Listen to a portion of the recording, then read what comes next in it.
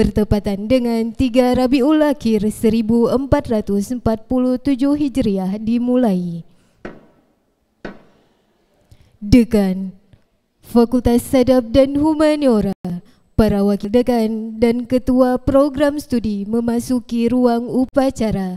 Hadirin dimohon berdiri.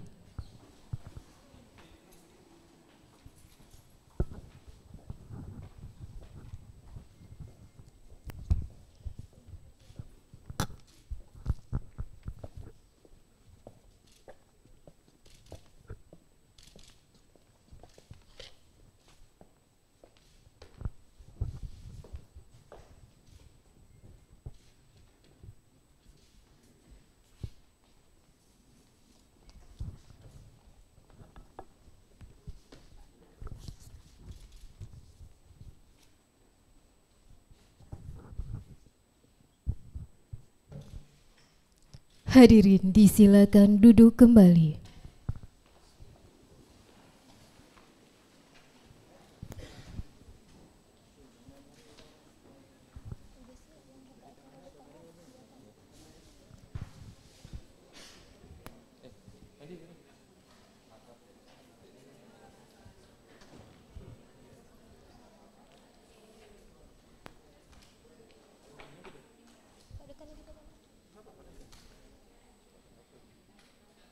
Dekan membuka upacara yudisium.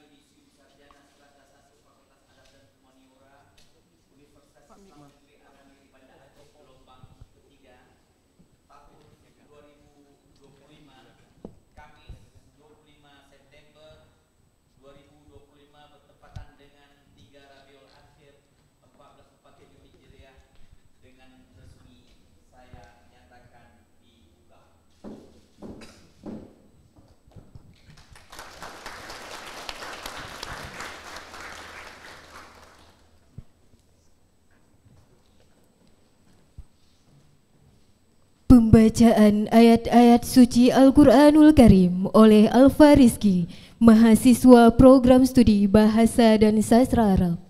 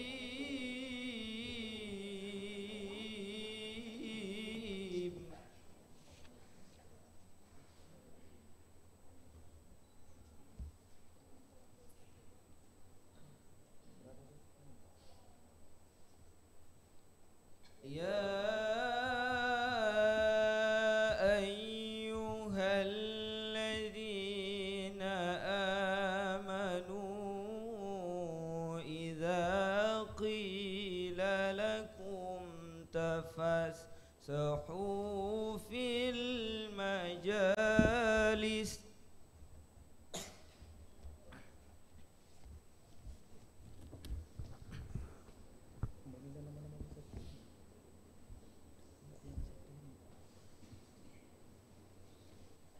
إذا قيل لكم تفسحوا في المجالس فافسحوا يفسح الله لكم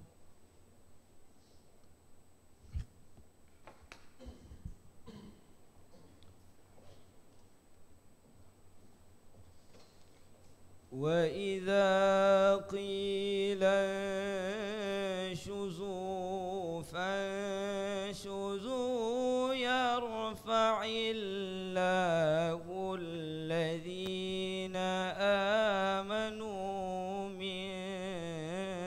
منكم والذين أوتوا العلم درجات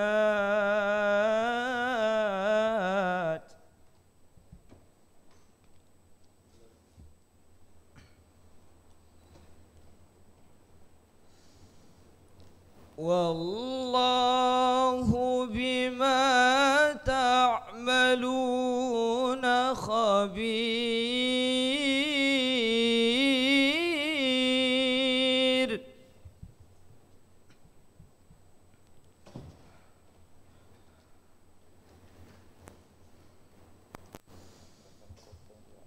يا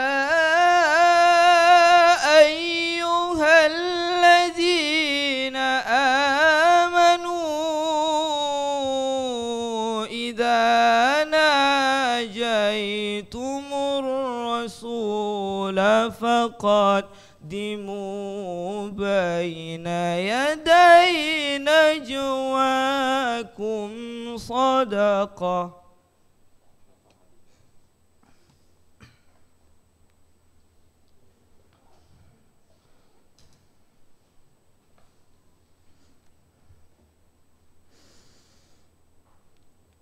ذلك خير لكم وأطهر فإن لم تجدوا فإن الله غفور رحيم.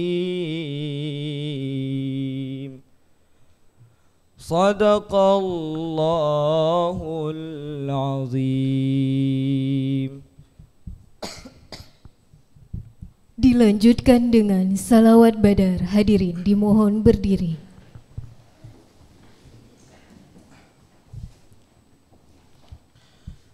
Salatullah salamullah ala taha rasulillah. Salatullah salamullah ala yasin habibillah. Salatullah salamullah ala taha rasulillah. Salatullah salamullah ala yasin habibillah. Tawassalna bismillah wabil rasulillah wa kulli mujahidi lillah bi ahlil badri ya Allah. Salatullah salamullah ala taha rasulillah. Salatullah salamullah ala yasin habibillah. Salatullah salamullah ala yasin habibillah. Assalamualaikum warahmatullahi wabarakatuh.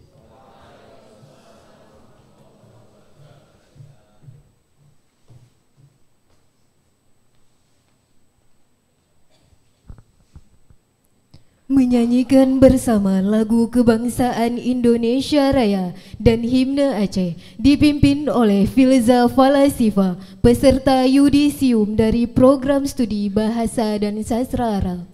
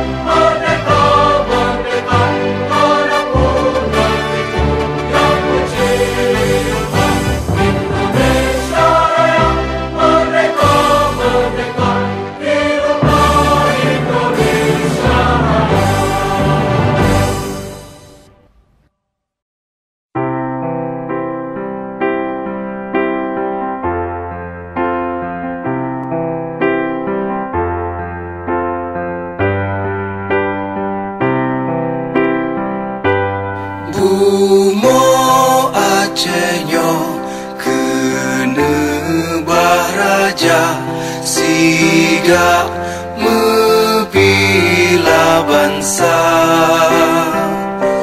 mulia nanggro mulia dum syuhada, metuah bijih Aceh mulia. Ya Tuhanku, rahmat bersampo, negeri Acehnya bermulia. Rahmat nelimpah, metuah aso, areh kekamo bersejahtera. Aceh masyhur, makmungan megah, sabeta jaga Aceh mulia. Bekaden Aceh melimpah bago, bermesaho mesyedara, bersepakat bersabohnya menemat syariat Islam ke hukum bangsa. Ya Tuhanku, rahmat bersampo, negeri Acehnya bermulia. Rahmat nelimpah, metuah aso, areh kekamo bersejahtera. Aceh masyhur, makmungan megah, sabeta jaga Aceh mulia. Aceh masyhur, makmungan megah, sabeta jaga Aceh mulia.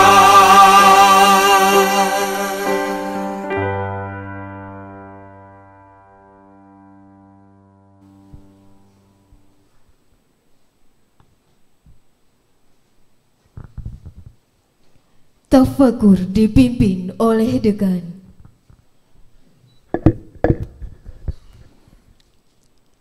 Untuk mengenang arwah para pahlawan, khususnya para pendahulu kita yang telah berjuang dalam dunia pendidikan dan pengabdian pada Fakultas Adab dan Humaniora Universitas Islam Negeri Araniri Banda Aceh, marilah sejenak kita berdoa semoga jasa dan amal baik mereka diterima oleh Allah Subhanahu wa Ta'ala. Tafakkur dimulai.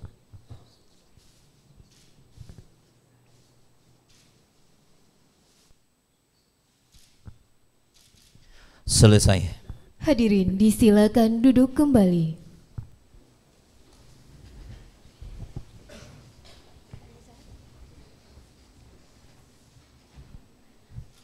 Laporan Wakil Dekan Bidang Akademik dan Kelembagaan tentang hasil lulusan Sarjana Strata 1 Fakultas Adab dan Humaniora Universitas Islam Negeri Araniri Banda Aceh gelombang 3 tahun akademik 2024-2025 oleh Bapak Nazarudin Emlis PhD.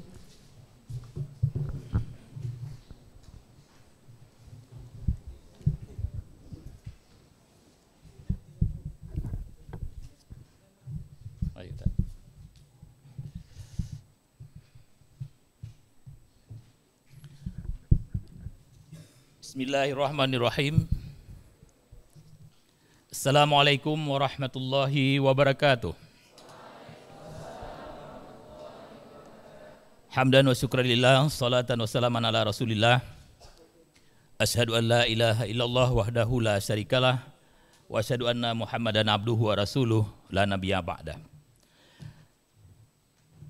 Kepada yang terhormat Bapak Dekan Fakultas Adab dan Humaniora UIN Araniri Banda Aceh, para Wakil Dekan Fakultas Adab dan Humaniora UIN Araniri Banda Aceh, Guru Besar dan Senator Fakultas Adab dan Humaniora UIN Araniri Banda Aceh, Kepala Tata Usaha, Subkoordinator, Ketua GJM, Kepala Laboratorium, serta Bapak Ibu Ketua dan Sekretaris Program Studi di lingkungan Fakultas Adab dan Humaniora UIN Araniri Banda Aceh, Bapak dan Ibu dosen serta tenaga kependidikan Fakultas Adab dan Humaniora UIN Araniri Banda Aceh, serta apresiasi kepada seluruh panitia pelaksana yudisium yang telah bekerja dengan maksimal sehingga terlaksana acara yudisium dengan sukses dan lancar insyaallah pada kesempatan yudisium yang berbahagia ini. Pada kesempatan yang berbahagia ini, izinkan kami menyampaikan laporan tentang penyelesaian studi tahap akhir dari 3 program studi di Fakultas Adab dan Humaniora UIN Araniri Banda Aceh untuk gelombang 3 tahun akademik 2024-2025. Alhamdulillah, pada yudisium kali ini, Fakultas Adab dan Humaniora UIN Araniri Banda Aceh telah menghasilkan lulusan sarjana strata 1 sebanyak 160 orang, yang terdiri dari 47 orang laki-laki dan 113 orang perempuan. Dari jumlah tersebut, 50 orang diantaranya lulus dengan predikat cum laude, 48 orang dengan predikat pujian, 62 orang dengan predikat sangat baik. Semua lulusan telah memenuhi serangkaian syarat yang diwajibkan oleh fakultas dan dengan menyelesaikan syarat-syarat tersebut, mereka telah dinyatakan lulus. Nilai yudisium akan diumumkan oleh masing-masing program studi nantinya. Untuk memberikan gambaran yang lebih rinci tentang lulusan gelombang 3 tahun akademik 2024-2025, berikut kami sampaikan rinciannya. Program studi SKI meluluskan 34 orang dengan rincian berdasarkan jenis kelamin 21 orang perempuan dan 13 orang laki-laki. Berdasarkan tahun masuk, 24 orang masuk 2021-22, 2 orang 2021, dan 2 orang 2019-2020, 6 orang masuk 2018-2019. Berdasarkan IPK Yudisium, 14 orang berpredikat cum laude, 10 orang pujian, 10 orang sangat baik. Program studi bahasa dan sastra Arab meluluskan 43 orang dengan rincian berdasarkan jenis kelamin, 21 orang perempuan, 22 orang laki-laki. Berdasarkan tahun masuk, ada 34 orang yang masuk 2021-2022, 4 orang tahun 2020-2021, dan 1 orang 2019-2020, 4 orang selebihnya 2018 dan 2019. Berdasarkan IPK atau Yudisium, 21 orang lulus cum laude, 9 orang pujian, dan 13 orang sangat baik. Prodi Ilmu Perpustakaan meluluskan 83 orang dengan rincian berdasarkan jenis kelamin, 71 orang perempuan, 12 orang laki-laki. Berdasarkan tahun masuk, 21 orang masuk 2021-2022, 30 orang masuk 2020-2021, 11 orang masuk 2018-2019. Berdasarkan IPK atau Yudisium, 15 orang cum laude, 29 pujian, dan 39 sangat baik. Bapak Ibu yang kami hormati, berdasarkan laporan yang telah disampaikan oleh masing-masing program studi, seperti yang diuraikan sebelumnya, terdapat beberapa hal penting yang kami sampaikan sebagai berikut. Dengan penambahan 34 lulusan dari program studi Sejarah Kebudayaan Islam, 43 lulusan dari program studi Bahasa dan Sastra Arab, dan 83 lulusan dari program studi Ilmu Perpustakaan, maka total alumni Fakultas Adab dan Humaniora UIN Araniri Banda Aceh hingga saat ini telah mencapai 3.814 orang.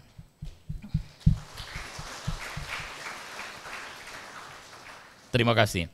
Fakultas Adab dan Humaniora UIN Araniri telah berhasil menghasilkan lulusan sarjana strata 1. Maaf, ini terulang, kita lanjut saja.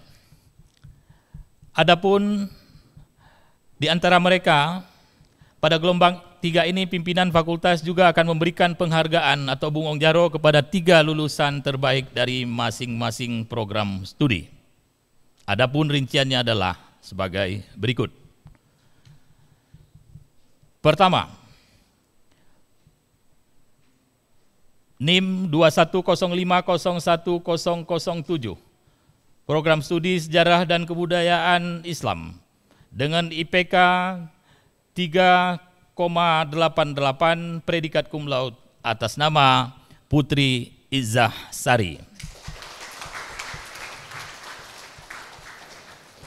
Dari Program Studi Bahasa dan Sastra Arab, dengan IPK 380 predikat cum laude kepada Saudari Ulfatul Saputri.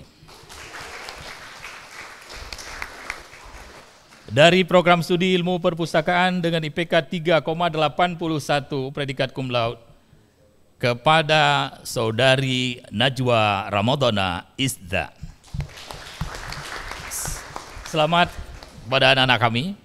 Kami ucapkan selamat juga kepada para lulusan dan berharap bahwa kesuksesan ini menjadi langkah awal yang baik untuk masa depan yang gemilang bagi anak-anak kami. Terima kasih yang tulus kepada dosen, kepada staf dan keluarga yang telah memberikan dukungan tak terbatas kepada lulusan Fakultas Adab dan Humaniora UIN Araniri sehingga bisa yudisium pada hari ini.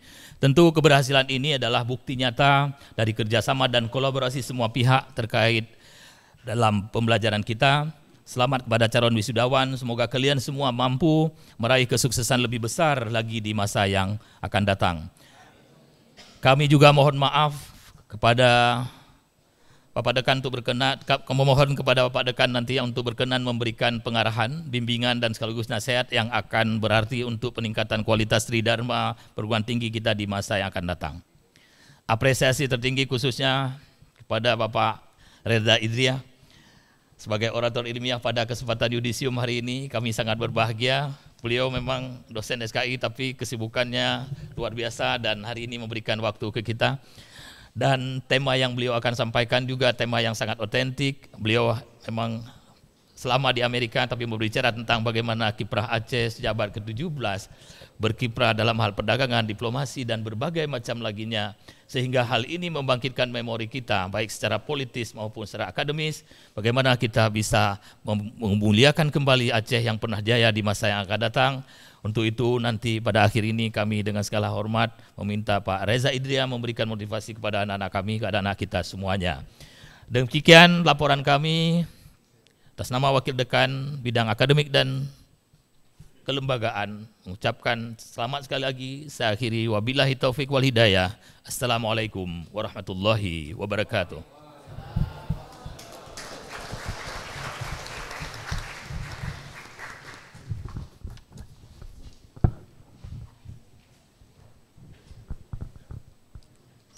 Kesan dan pesan mewakili peserta yudisium disampaikan oleh dari peserta yudisium dari Program Studi Sejarah dan Kebudayaan Islam.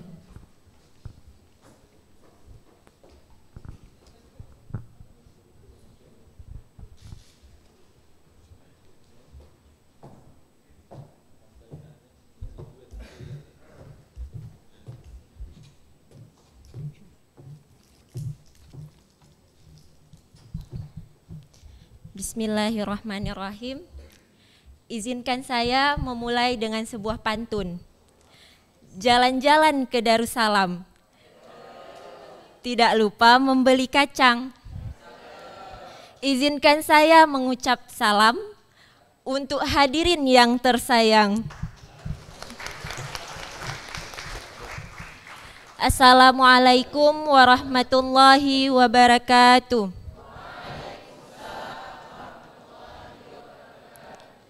Hamdan syukran lillah, salatan wa salaman ala rasulillah. Puji syukur kehadirat Allah subhanahu wa ta'ala. Berkat rahmat dan karunia-Nya kita dapat berkumpul pada hari yang bahagia ini pada acara yudisium gelombang ketiga Fakultas Adab dan Humaniora Universitas Islam Negeri Araniri. Selanjutnya, salawat dan salam senantiasa tercurahkan kepada baginda Nabi besar Muhammad sallallahu alaihi wasallam. Yang terhormat Bapak Dekan Fakultas Adab dan Humaniora, Bapak Syarifuddin MAG PhD. Yang kami hormati Wakil Dekan 1, Bapak Nazaruddin M.Lis PhD. Yang kami hormati Wakil Dekan 2, Bapak Profesor Dr. Nurhalis MA. Yang kami hormati Wakil Dekan 3, Bapak Hermansyah MTH MA-Hum. Yang kami hormati Kepala Tata Usaha, Bapak Syarbini Esos. Yang kami hormati Ketua GJM dan Ketua Laboratorium. Yang kami hormati Ketua Program Studi dan Sekretaris Program Studi pada Fakultas Adab dan Humaniora. Yang kami hormati Subtim Umum, Subtim Keuangan, Subtim Akademik, alumni beserta jajarannya. Yang kami hormati guru-guru kami, Bapak dan Ibu dosen selingkungan Fakultas Adab dan Humaniora. Lalu teman-teman seperjuangan yang telah berjuang hingga hari ini. Pertama-tama saya mengucapkan terima kasih atas kesempatan yang diberikan kepada saya.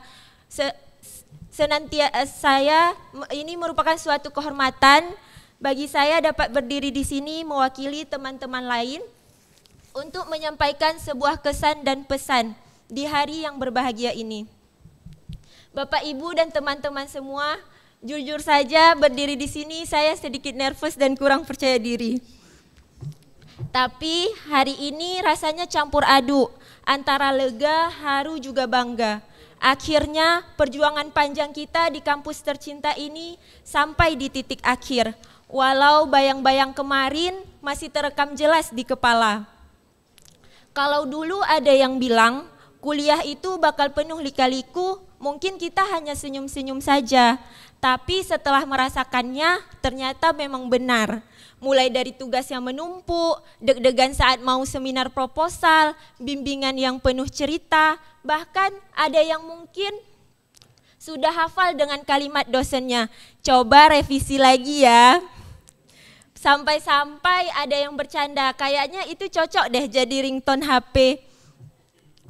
Setiap proses yang kita jalani ada keringat yang menetes tanpa henti. Ada air mata yang diam-diam membasahi pipi dan doa yang terus kita layangkan dengan sepenuh hati. Semua itu menjadi kekuatan untuk bertahan sampai hari ini. Dan pada akhirnya proses itulah yang menempah diri ini menjadi lebih rapi.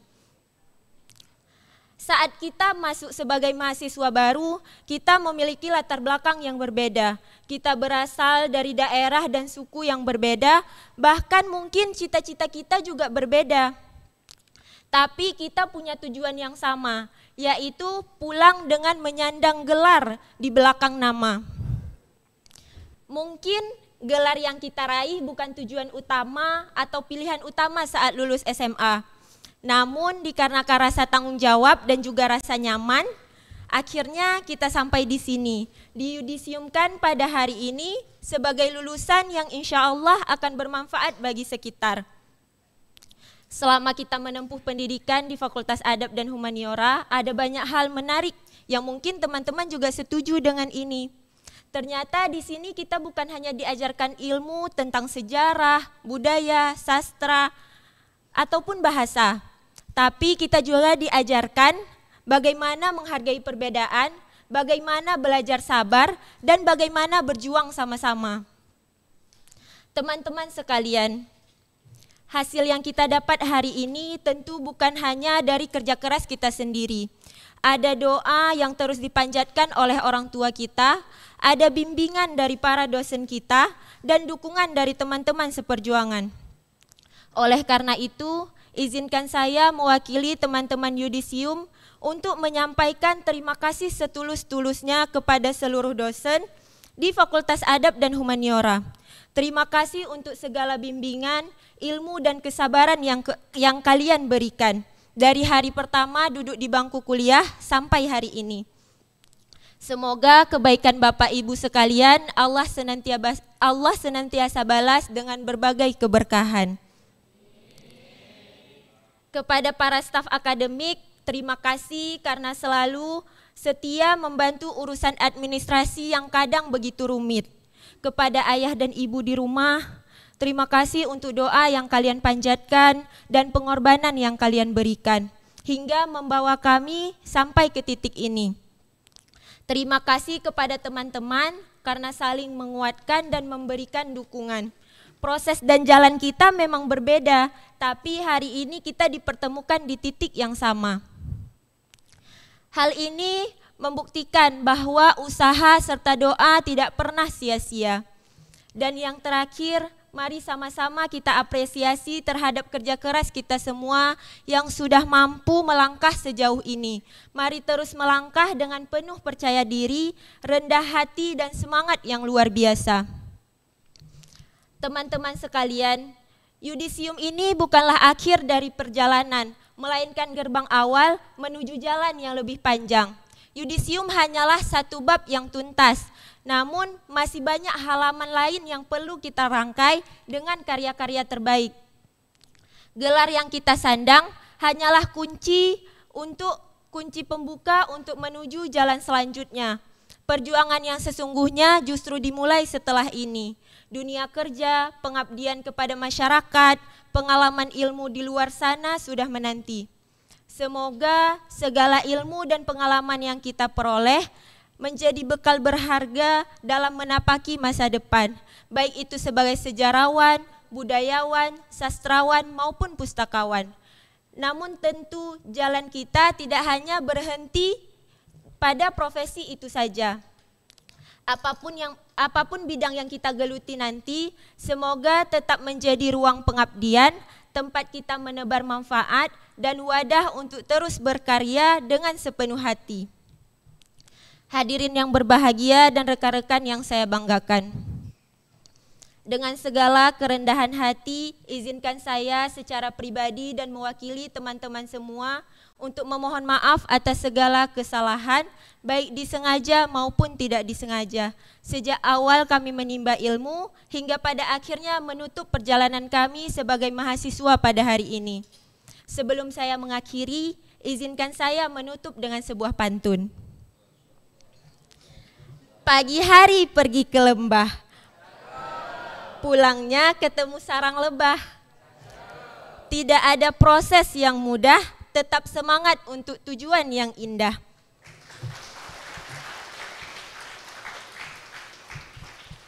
Sekian dari saya akhiri, wabillahi taufiq wal hidayah. Wassalamualaikum warahmatullahi wabarakatuh.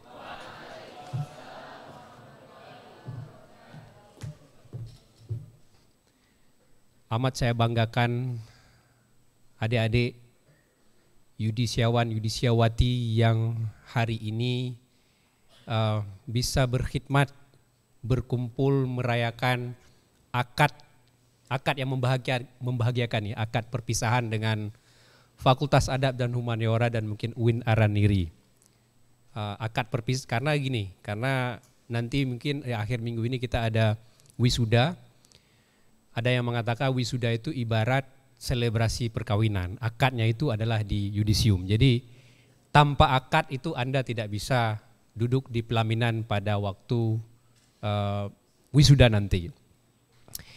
Yang saya hormati dan muliakan juga adinda kami tadi yang membacakan Al-Quran dan mendoakan kita agar kegiatan hari ini berjalan dengan lancar.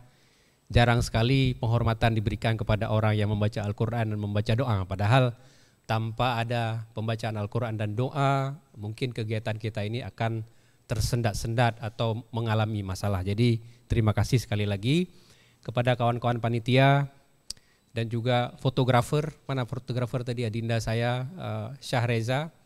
Ini orang yang luar biasa sekali dan mungkin sama seperti pembaca doa tadi, tanpa adanya dokumentasi dari beliau, kita tidak ada kenangan pada acara akad yang berbahagia ini.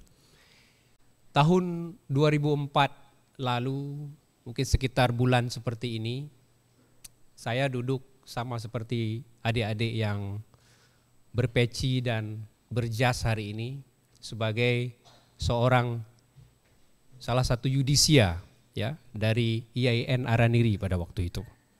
2004 mungkin sebagian besar dari Anda itu masih dicita-citakan, artinya belum lahir ya. Masih dicita-citakan oleh kedua orang tua Anda. Ada sebagian yang sudah lahir tapi masih sangat kecil sekali. Jadi saya pikir saya juga bisa berbagi perasaan yang sama tentang kebahagiaan hari ini, bisa duduk menjadi bagian dari yudisia.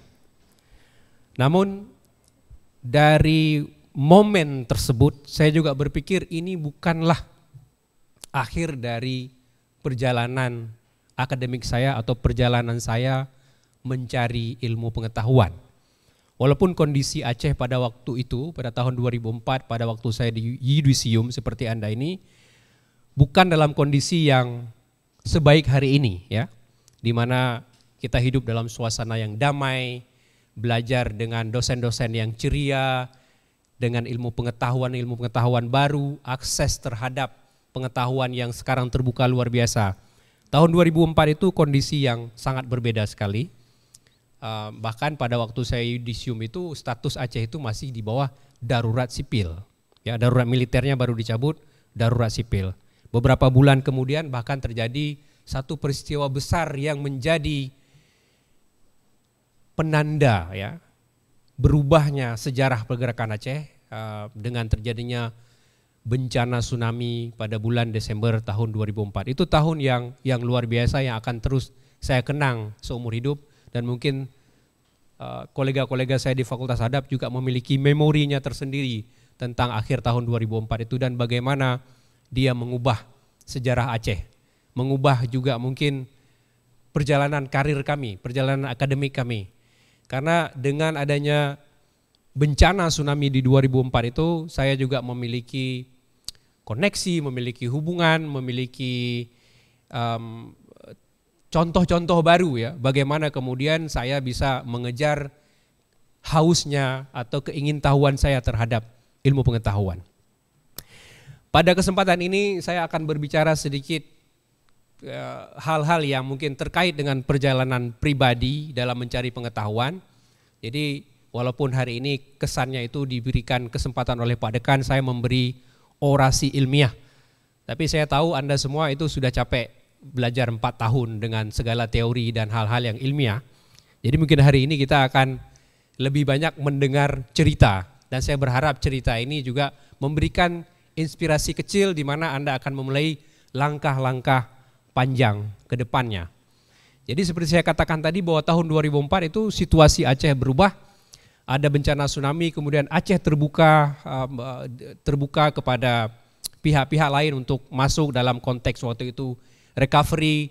Saya mulai berkenalan dengan teman-teman dari luar negeri yang kemudian juga banyak bercerita kepada saya kenapa tidak melanjutkan pendidikan ke luar negeri misalnya. Dan pada waktu itu kebetulan saya mendapatkan kolega atau partner dalam bekerja itu dari Belanda. Ya, jadi saya kemudian memutuskan untuk melanjutkan S2 saya itu ke Leiden University di Belanda. Di Belanda ini kita memiliki hubungan yang dinamis juga dengan Belanda ini, hubungan baik dan buruk ya, hubungan karena adanya kolonialisme dulunya. Namun sampai saat ini kita tidak bisa menafikan kalau konsentrasi studi kita itu adalah terkait dengan sejarah dan kebudayaan Aceh. Belanda ini masih menjadi satu tempat di mana kita bisa mendapatkan referensi-referensi yang valid ya. Dan mungkin teman-teman dari SKI ataupun prodi-prodi lain di FAH ini pada kesempatan berikutnya juga penting untuk berkunjung ke Belanda, berkunjung untuk mencari pengetahuan. Jadi saya bukan biro travel pariwisatanya Belanda, tapi menganjurkan Anda itu mungkin ke sana itu bisa memberikan apa yang Anda ingin ketahui selama ini. Nah, salah satu hal yang saya dapatkan ketika saya sedang mengerjakan tesis master saya, ya saya tertarik juga pada saat berada di Belanda itu untuk terus menggali ya pengetahuan-pengetahuan tentang Aceh yang sebelumnya itu hanya saya dengar dari oral story, dari cerita-cerita dari mulut ke mulut. Dan kesempatan berada di Belanda itu saya coba manfaatkan sebaik-baiknya untuk mencoba memvalidasi cerita-cerita sebelumnya yang kadang-kadang saya pikir ini adalah cerita-cerita cet langit, cerita-cerita bombastis, cerita-cerita tanpa dasar. Karena Belanda ini mereka memiliki tradisi arsip yang baik, ya teman-teman dari ilmu perpustakaan misalnya, itu penting sekali melihat etos orang Belanda ini dalam menjaga arsipnya, dalam menjaga sejarahnya, dalam mengumpulkan, mengkatalogisasi semua hal tersebut dan itu berguna sekali bagi pengetahuan kita. Dan pada waktu itu saya membaca sebuah risalah yang ditulis oleh sejarawan Asia Tenggara yang baru saja berpulang tahun lalu, Anthony Reid. Kira-kira catatan yang dia tulis itu dikompilasi dalam sebuah buku tentang Sumatera dan judulnya itu Sumatera dari perspektif seorang traveler atau pelayat ya, travelers anthology, antologi atau catatan-catatan dari para pelayat. Dan di situ disebutkan bahwa pada tahun 1795, bayangkan ya, Anda ini sekarang di 2025, tahun 1795 ini abad ke-18, oke? 1795. Itu orang Aceh mengekspor 5.000 ton lada ke New England disebut di situ.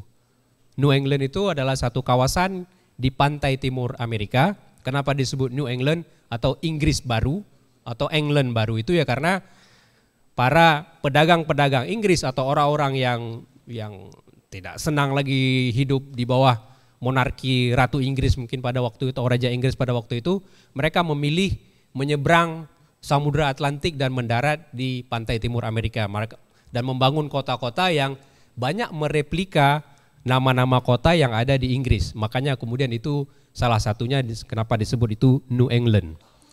Dan New England ini menjadi bahan yang terpatri dalam pikiran saya.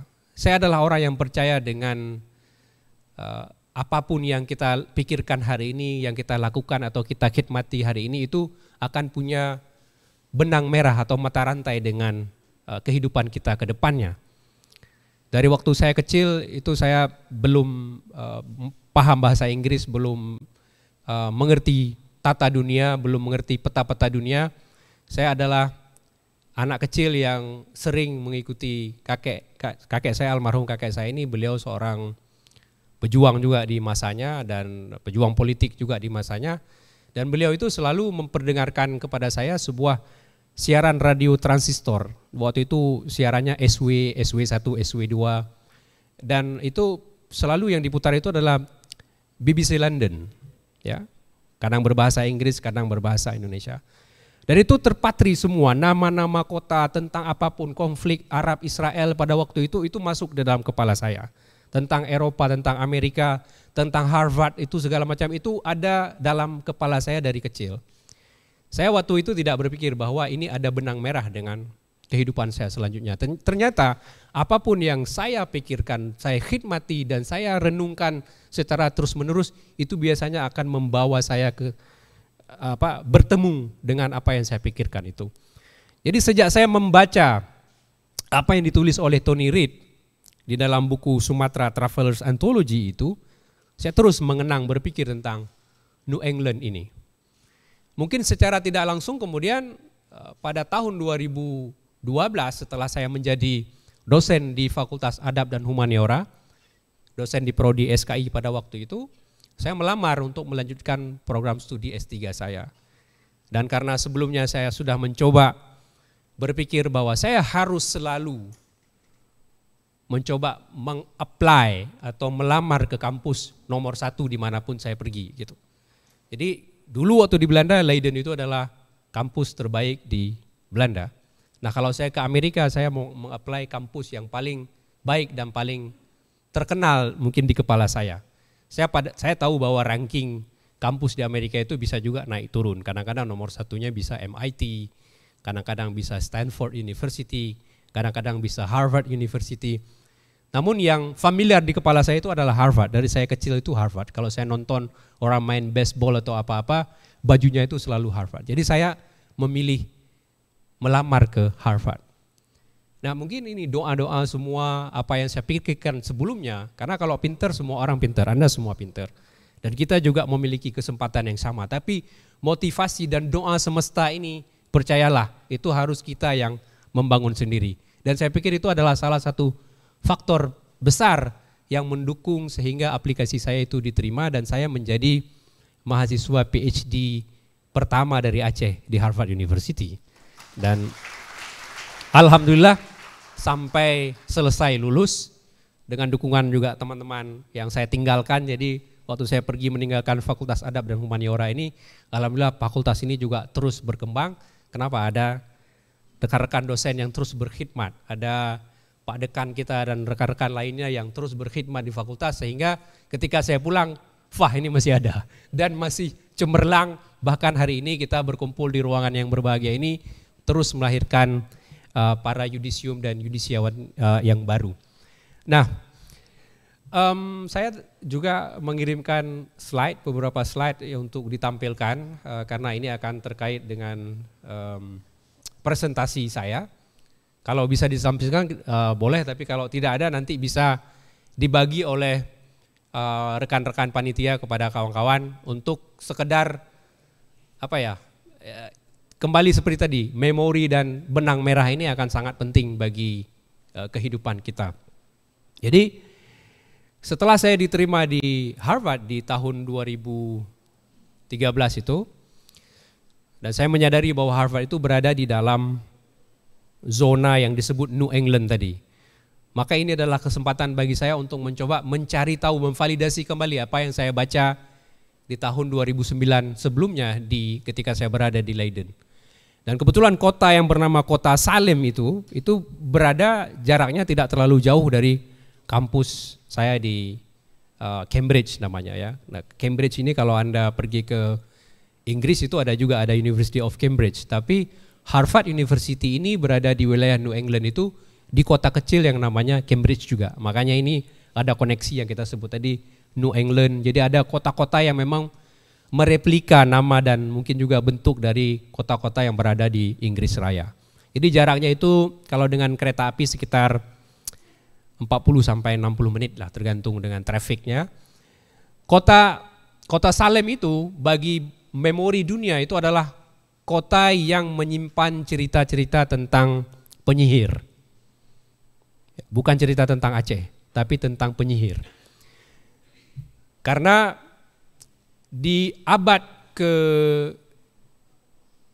16-17 di sana, sebelum bahkan Amerika itu merdeka, itu ada peristiwa perburuan terhadap para penyihir yang dilakukan oleh kelompok Katolik pada waktu itu, tentu saja karena dianggap mereka mempraktekkan ilmu hitam.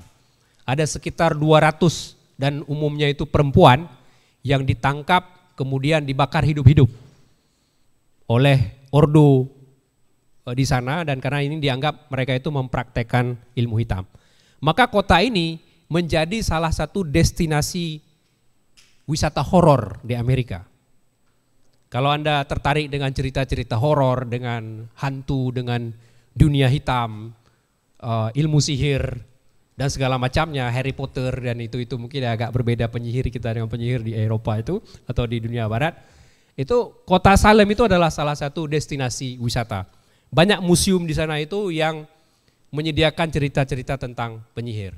Namun ketika saya tiba di sana tentu bukan soal penyihir itu yang saya cari tahu, melainkan mencoba memvalidasi kembali tentang cerita bahwa ada hubungan antara Aceh dengan Salem yang kalau saya baca dari catatannya Tony Reid itu pada tahun 1795 orang Aceh itu sudah mengirimkan 5.000 ton lada. Bayangkan yang dikirim itu 5.000 ton.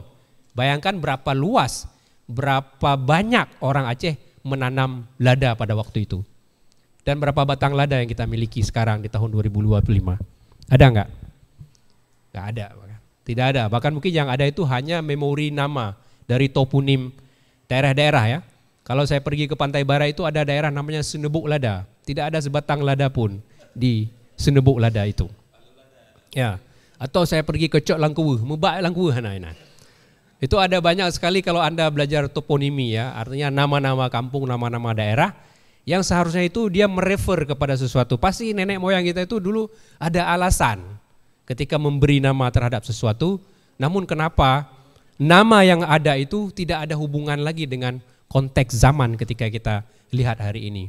Saya ke kota Salem itu memang kota yang saya bilang tadi bahwa kota tua. Ingatan masyarakat mungkin tidak terlalu banyak juga ketika saya tanya tahu Aceh atau tidak gitu. Jadi saya betul-betul harus mencari. Pertama saya membuka website kota Salem pada tahun 2014 ketika saya berada di sana. Bahkan sebelumnya juga sebelum saya ke sana itu saya mencoba melihat bagaimana sebenarnya hubungan antara Aceh dan Salem itu. Jadi salah satu rujukan pada waktu yang saya baca adalah di website kotanya yang kira-kira menjelaskan pada waktu itu bahwa ada catatan kecil ya, kalau saya terjemahkan ke dalam bahasa Indonesia, pada tahun 1654, Elihu Yale, ini nama orang, Yale, kalau Anda pernah dengar nama Yale University, salah satu universitas yang terbaik juga di Belanda, di Amerika, itu salah satu bapak pendirinya. Jadi Elihu Yale mengirim 2 orang pegawainya ke Aceh, kerajaan independen terbesar di Sumatera, itu catatan. Untuk membangun perdagangan lada. Kapal terakhir yang membawa lada dari Sumatera masuk ke Salem adalah pada 6 November 1846. Kapan Belanda itu mendeklarasi perang Aceh? Ada ingat tahunnya?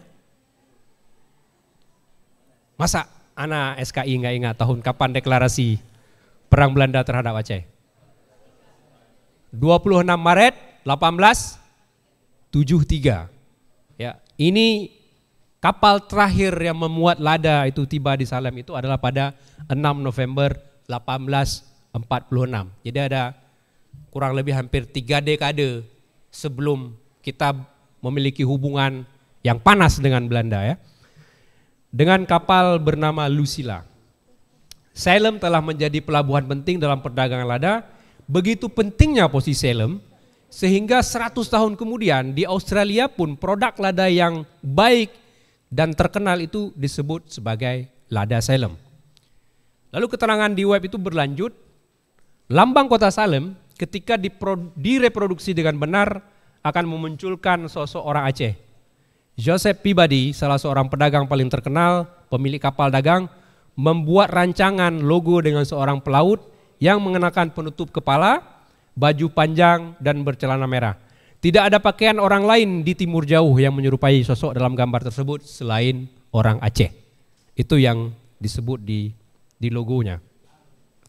Dan mungkin bisa dikembalikan gambar ke sebelumnya, ada sebelumnya lagi, di kapal itu di kapal. Oke. Ini adalah replika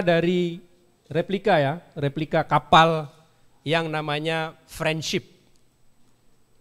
Kapal Friendship ini dulu ternyata adalah kapal yang dikirim dalam beberapa ekspedisi untuk mengambil lada di pantai barat Aceh. Kapal ini memiliki geladak dan kemudian ruang di bawah. Kalau gambar ini diperbesar, ada saya di ujung itu yang buat tanda kayak gini itu. Karena saya juga dipandu untuk bisa masuk ke dalam lambung kapal tersebut. Nah, di dalam itu ada banyak sekali hal-hal yang mungkin saya belum mampu menjelaskan karena ilmu saya tentang perkapalan masih sangat cetek begitu ya. Tapi saya bisa membayangkan bagaimana kapal seperti ini itu berlayar dari Salem yang beda zona waktunya dengan kita itu 12 jam. Kalau saya sedang ceramah sekarang jam 10 pagi, maka di sana itu jam 10 malam. Kita lebih cepat 12 jam dari kehidupan di kota Salem. Nah, bayangkan berapa bulan perjalanan dari sana dan dengan kapal yang mungkin tidak sama dengan kita lihat kapal-kapal tanker sekarang. Kekuatan mesinnya dan segala macamnya, karena waktu itu ya kapal layar ya. Paling-paling misalnya ada batu bara yang mungkin bisa mempercepat turbin kapal sehingga dia bisa melaju. Tapi yang mau saya katakan ini akan menyita waktu berbulan-bulan. Dan mereka mau datang ke kita berkali-kali dari tahun 1654 kalau kita mengacu kepada catatan yang ada di dalam keterangan kota Salem itu. Gambar berikutnya yang tadinya disebut sebagai logo, ya, logo. Gambar berikutnya, mungkin yang bisa siapa yang mengatur slide? Nah, gambar berikutnya. Nah, ini adalah gambar yang ada di mana-mana waktu saya ke kota itu, ya. Sebagai sebuah logo kota, kemudian dia semua properti milik kota Salem, bahkan misalnya tong-tong sampah, ya. Tong-tong sampah itu kan punya kota biasanya. Di tong-tong sampah itu juga ada logo itu, dicap di situ, logo yang kita lihat ini. Dan keterangan logo inilah yang kemudian menyebutkan bahwa kapal yang berada di belakang itu adalah kapal yang berlayar ke Aceh. Lalu ada pohon palem atau pohon kelapa. Nah, pohon kelapa ini di Amerika, di pantai timur itu suatu hal yang mustahil, tidak akan hidup, ya, karena itu daerah dingin. Dan ini menunjukkan bahwa ini adalah pemilihan logo yang betul-betul berbeda dengan kalau kita pergi melihat logo kota-kota lain yang berada di Amerika. Logo kota-kota lain itu bisa merefer kepada binatang tertentu yang ada di sana, merefer kepada tokoh tertentu yang ada di daerah tersebut, atau lambang-lambang tertentu yang memang hanya bisa ditemui atau bisa dipahami oleh orang dengan konteks Amerika. Logo kota Salem ini benar-benar sesuatu yang berbeda. Ini orang yang datang dari jauh, flora dan faunanya kalau kita bisa sebutkan, kapal dan tumbuhan yang ada di sana itu, lautnya itu juga datang dari imajinasi yang jauh. Ini tentu ada hubungan yang sangat berbeda, ya. Tidak mungkin kalau misalnya itu adalah hubungan kolonialisme. Katakanlah misalnya pada waktu itu Amerika mencoba menjajah Aceh lalu kemudian mengambil logo dari tanah jajahan menjadi logo kota, itu hampir tidak mungkin. Hampir tidak mungkin, ya. Tidak mungkin ada penjajah itu mengambil kawasan jajahannya itu menjadi logo kota. Jadi ini adalah satu hubungan yang sangat berbeda.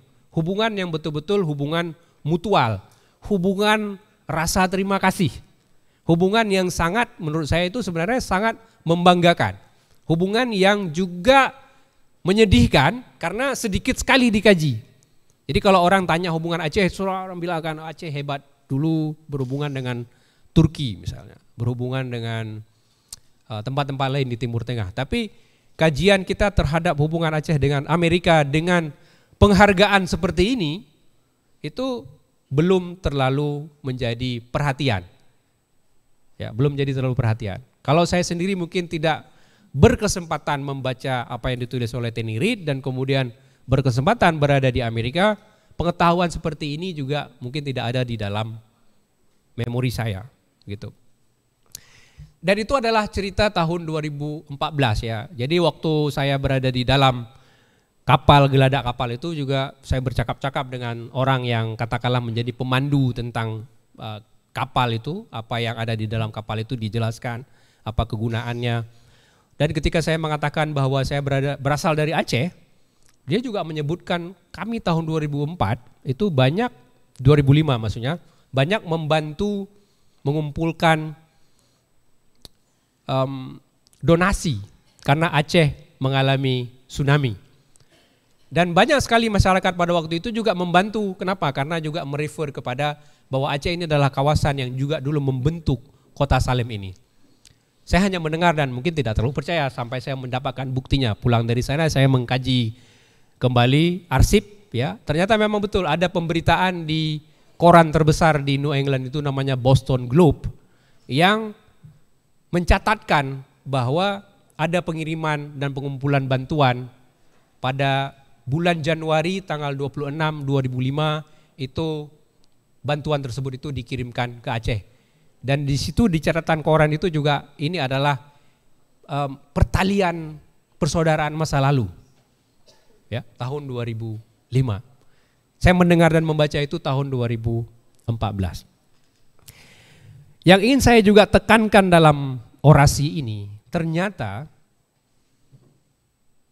persepsi sejarah, pemahaman sejarah itu sangat ditentukan juga dengan konteks politik. Karena cerita 2014 yang luar biasa tadi, yang membanggakan saya itu, 10 tahun kemudian, tahun 2024 kemarin, itu ceritanya udah terbalik. Tiba-tiba muncul sekelompok kecil masyarakat di sana yang menamakan diri mereka itu Asosiasi Masyarakat Asian American and Pacific Islander. Jadi perkumpulan orang Asia Amerika dan dari Kepulauan Pasifik gitu. Itu ada, artinya ada orang Cina di sana, ada Vietnam, ada daerah-daerah lain yang tiba-tiba memprotes adanya logo ini. Mereka menganggap bahwa ini adalah salah satu bentuk rasisme terhadap nenek moyang mereka gitu. Rasisme terhadap Asian American, terhadap orang Cina gitu. Karena mereka meyakini bahwa sosok yang ada di dalam gambar ini adalah orang Cina. Pakaiannya itu disebut adalah pakaian Cheongsam yang biasa dipakai oleh orang Cina maupun Indo-Cina. Artinya di Tiongkok ataupun di Korea dan tempat-tempat lain. Mereka menganggap bahwa ini Cheongsam dan ini bukan orang Aceh. Dan mendepik gambar seperti ini adalah satu tindakan essentializing, tindakan istilahnya itu semacam bahwa kita sudah menundukkan mereka, bahwa mereka adalah, wujud mereka ini adalah trofi kemenangan bagi kita. Kira-kira seperti itu dalam anggapan kelompok muda di sana sekarang, dan mereka menuntut pemerintah kota Salem itu untuk mengganti gambar ini. Itu dimulai dari tahun 2024 lalu, dari bulan kira-kira bulan November. Ya di sana ya karena itu negara demokratis, apalagi sekarang presidennya agak rada-rada seperti itu ya. Karena wilayah New England ini adalah wilayah demokrat, wilayah biru, dan mereka jelas lawan politik daripada pemerintahan Republikan yang sekarang dipimpin oleh Donald Trump. Donald Trump itu bahkan tidak perlu menginvest tenaga dan pikiran dia atau uang dia untuk berkunjung ke New England untuk kampanye di sana. Udah pasti nggak laku. Kira-kira seperti itu. Jadi Boston, Massachusetts itu, kemudian wilayah seperti kota Salem itu hampir pasti tidak pernah dikunjungi oleh Donald Trump karena tidak ada pemilih dia di sana. Jadi ngapain buang-buang duit dan tenaga?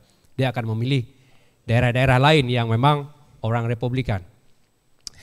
Namun bagi masyarakat di sana, tindakan mereka ini, mereka merasa ini punya fondasi ya, bahwa kalau kita berhasil menghapus gambar yang mereka yakini adalah nenek moyang mereka itu dari Cina kah, atau dari Tiongkok kah, atau dari daerah-daerah lain yang menurut mereka itu merepresentasikan nenek moyang dari ASEAN Amerikan, itu adalah satu hal untuk melawan kecenderungan politiknya kelompok Republikan di sana.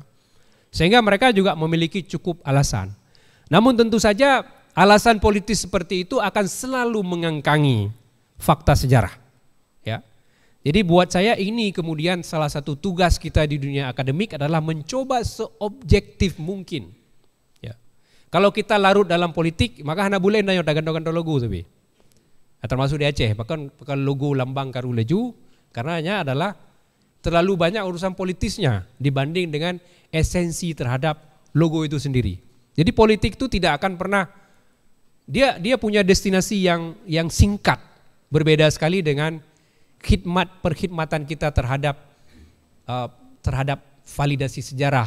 Ketika kita melihat sejarah itu sebagai pengetahuan, bukan sebagai alat untuk menjustifikasi sebuah ideologi, gerakan dan sebagainya. Ini pertarungan ini akan terus terjadi dan Anda mahasiswa itu pasti akan menjadi bagian dari itu. Namun mungkin sumbangan paling kecil yang kami bisa lakukan di kampus ini sebagai altar akademik ini adalah selalu mengajak Anda itu untuk melihat segala sesuatu itu berdasarkan ilmu pengetahuan. Nah di sana itu kita mencoba ya, saya dan teman-teman yang kemudian mengikuti perkembangan tentang isu ini, yang buat saya adalah ilmu pengetahuan sekali lagi yang menggerakkan saya, bukan hanya soal keacehan saya, tapi buat saya validasi sejarah yang penting itu juga penting diketahui, dan orang Amerika itu bukan orang yang paling tahu terhadap apa yang mereka inginkan.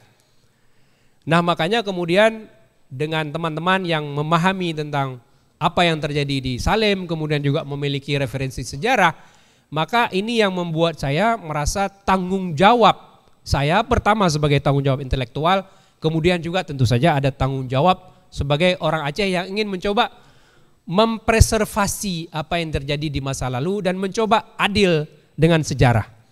Karena hubungan kita dengan pihak lain itu selalu mungkin dalam cara berpikir kita seolah-olah hubungan kita dengan Barat, dengan Amerika itu selalu hanya hubungan kolonialisme. Tapi ternyata sebelumnya ada hubungan yang berbeda sekali dengan konteks hubungan kolonialisme itu. Ada hubungan mutualisme yang mungkin juga bisa kita munculkan. Yang lebih penting mungkin kita juga sering sebut dalam narasi-narasi pengetahuan kita. Karena pada saat bersamaan itu juga menaikkan harkat dan martabat kita. Kita itu bukan hanya puak atau kaum yang dijadikan objek kolonisasi. Karena pada satu titik dalam sejarah kita adalah yang memproduksi, kita adalah yang menjadi kiblat dari komoditi perdagangan dunia pada waktu itu. Dan memori ini penting untuk kita gali kembali, kita sebarkan, kita bicarakan bagaimana ketika orang menyebutkan Aceh itu pernah menjadi satu puak yang kuat di masa lalu, apa buktinya dan apa yang dilakukan oleh orang Aceh. Karena kita nggak nyambung nih, kita sekarang di Aceh selalu bercerita kita bangsa yang hebat, pakai terminologi bangsa senebe, aturung dunia, segala macam seperti itu. Tapi kemampuan kita itu untuk membackup data ketika klaim itu disebutkan, itu sering tidak ada. Nah padahal kalau ada kemampuan untuk mencoba memvalidasi, dan kemudian juga saya pikir ini mengubah juga arah dari cara berpikir para pemimpin kita tentang apa sebenarnya atau dari mana sumber kemakmuran Aceh. Kalau masa lalu kita bisa mengekspor 5.000 ton lada pada 1795, kenapa kita tidak mencoba misalnya melihat kembali ternyata moda terpenting dari perekonomian Aceh itu berada dari lapangan agraria tadi. Jadi tidak perlu dulu kita menjadi Ya'juj Ma'juj yang kurok-kurok gunung ya. Sekarang kerjaan kita itu seolah-olah ekonomi kita itu hanya bisa hebat kalau kita itu ngerok. Ngerok tambang, ngerok emas, batu bara, ngerok dan segala macamnya. Yang keempat Ya'juj Ma'juj, Ustaz Fahmi. Hah? Kenapa kita tidak mencoba bukan istilah eksploitasi itu sudah negatif ya sekarang. Tapi mencoba betul-betul mendaya guna apa yang kita miliki di atas permukaan tanah kita Aceh ini dulu.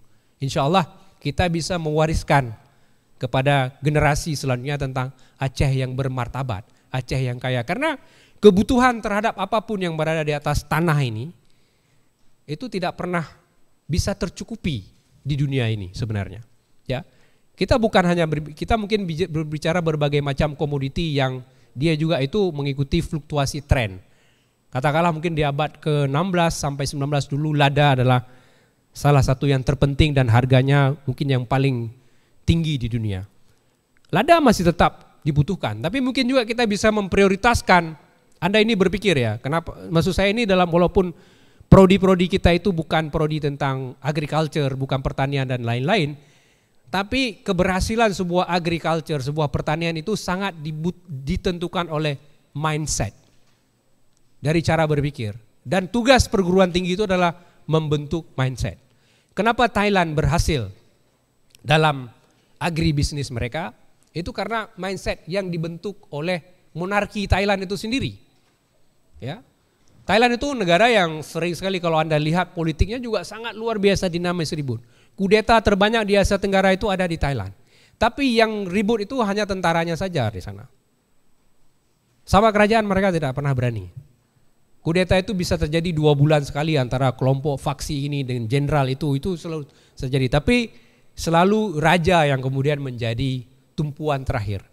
Dan raja di sana nggak ada pikiran lain. Raja itu di sana adalah bagaimana dia bisa mendaya gunakan tadi itu tanah Thailand. Jadi pertanian segala macam itu berada di bawah kendali raja. Raja yang betul-betul memutuskan kapan atau bagaimana arah pertanian yang ada di sana. Nah itu di kita nggak ada. Penyuluh-penyuluh pertanian kita itu yang terkecil gajinya kalau di Aceh saya lihat. Makanya nggak ada yang mau jadi penyuluh pertanian. Ya. I menan-menan, beruh menan-menan. Jadi ini Anda ini pulang kembali ke daerah masing-masing berpikir sekali lagi kenapa Aceh itu pernah bisa mengekspor lada sampai 5.000 ton ya di tahun 1795. Kenapa sekarang kita itu apapun nggak ada. Mandum preh Medan, nyobengeh Medan di koh jalan tamaunya ke hana sepur Aceh. Tidak ada kemampuan kita memproduksi apapun. Karena orang Aceh di tahun 1795 itu tidak berpikir ekspor itu ke Medan. Mereka berpikir mengekspor itu looking outward namanya. Mereka berhadapan dengan samudra. Hana ya pikir tentang Medan, Lampung, Jambi-nya itu kecil bagi orang Aceh masa lalu. Nah kenapa sekarang pikiran kita itu mentok? Dajak belah no Banda Aceh menumpuk laut, dajak belah dia menumpuk awak Medan. Hana jita menggerak amsahodanya. Nah ini karena ruang berpikir kita itu menjadi sangat sempit. Kita yang mempersempit pikiran itu. Nah salah satu sumbangan dari pengetahuan sejarah seperti ini adalah membongkar itu. Ya, membongkar itu. Generasi-generasi kita yang lebih tua itu kenapa mereka bisa jauh lebih hebat. Bahkan sampai tahun 1950-an masih ada NV orang Aceh itu atau kantor perdagangan orang Aceh itu di Singapura dan di Penang. Orangnya Medan hanali orang Aceh. Ya, kalau Anda pergi ke beberapa kawasan di Singapura, itu termasuk orang tuanya Wali Nanggro itu Malik Mahmud. Kenapa dia bisa hidup dan berdagang di Singapura? Belum lagi Anda lihat beberapa hubungan-hubungan dari dagang, kemudian juga membentuk kebudayaan yang ada di beberapa kawasan di Malaysia misalnya. Itu ada banyak kontribusi besar orang Aceh. Karena orang Aceh itu berpikir keluar. Kalau ya pikir Medan awaknya. Bagaimana Semenanjung Malaka, Thailand, Singapura itu bisa menjadi audiens dari apa yang dimiliki oleh orang Aceh. Nah, cara berpikir Anda itu harus berubah ke sana gitu. Karena kalau kita urus terus tentang bagaimana sejarah dan kaitannya dengan politik, maka kejadian seperti yang saya ceritakan tadi, dalam 10 tahun saja tendensi itu bisa berubah. Ya. Jadi karena waktu pertarungan pikiran tentang bagaimana mengubah kota Salem ini masih terus berlangsung. Mungkin tim yang dibentuk oleh wali kota Salem itu akan bekerja beberapa bulan lagi. Alhamdulillah misalnya dari persepsi kita di orang Aceh, kita sudah berupaya sebaik-baiknya. Saya dalam semua kesempatan sekarang selalu berbicara tentang hubungan Aceh dan Salem dan bagaimana ini satu hubungan yang sangat berbeda begitu. Dan kita berhasil meyakinkan pemerintah kita yang sekarang, Pak Gubernur kita Mualim itu bahkan sudah menyurati ya pemerintah gubernur atau negara bagian Massachusetts dan juga wali kota Salem itu sendiri bahwa untuk melihat keberadaan logo ini adalah sebagai satu potensi ya, muhibah budaya, pertukaran dan segala macamnya, persaudaraan. Jangan dilihat ini sebagai cara berpikir kecil tadi yang diungkap oleh sebagian masyarakat di sana yang mencoba memanfaatkan kondisi politik di sana. Ya, jadi kita mencoba mengajak hal tersebut. Kita juga sudah berbicara dengan Menteri Kebudayaan dan semoga juga bisa turut meyakinkan UNESCO tentang logo ini bisa dianggap sebagai bagian dari memori dunia. Karena seperti tadi itu, upaya kita lakukan ini dengan mencoba membawa semua data akademik dengan validasi sejarah yang kita lakukan secara saintifik, semoga ini bisa menjadi tolok ukur. Jadi bukan lagi hal-hal yang selalu berbau politik yang kemudian mendominasi. Dan itu dibutuhkan kerja yang luar biasa. Nanti saya juga akan minta Pak Wade satu untuk membagi satu link di mana kalian semua itu juga bisa bersuara di situ untuk meyakinkan pemerintah Kota Salem bahwa orang Aceh itu sadar dan paham tentang sejarah ini. Jadi itu bukan pengetahuan eksklusif beberapa orang saja. Walaupun secara real sebenarnya itu sudah menjadi pengetahuan eksklusif beberapa orang saja sampai terjadi peristiwa ini.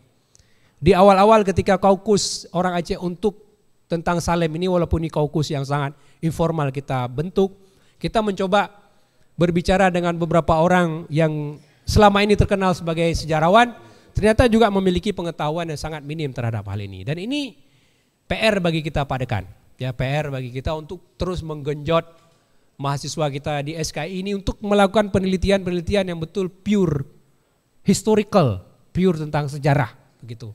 Sehingga kita bisa melahirkan sejarawan-sejarawan baru. Kita minim kehidupan orang Aceh ini politiknya itu selalu dibangun di atas sejarah. Semua politisi kita itu mengutip sejarah. Tapi sayang sekali faktanya sekarang orang Aceh itu tidak punya sejarawan. Tidak ada orang Aceh yang terdidik dengan pendidikan sejarah sekarang. Profesor Aceh yang memang profesornya itu terdaftar di Dikti sebagai profesor sejarah itu bisa dicek berapa orang. Jadi bagaimana sebuah kawasan yang selalu berbicara tentang sejarah, selalu mengagungkan sejarah, selalu mengutip sejarah, tidak punya sejarawan. Hari ini saya sebagai seorang antropolog yang seharusnya banyak sekali berurusan dengan budaya, harus berbicara tentang sejarah layaknya seorang sejarawan. Mencari data-data, tahun-tahun, kronologi dan segala macamnya. Karena kenapa? Minimnya sejarawan begitu. Jadi nanti itu akan sangat sulit. Nanti Pak Fahmi Sofyan harus berbicara tentang penanaman lada. Tengku Abdul Razak harus berbicara tentang bagaimana ekspor impor di pelabuhan. Ya, karena kita kekurangan ahlinya.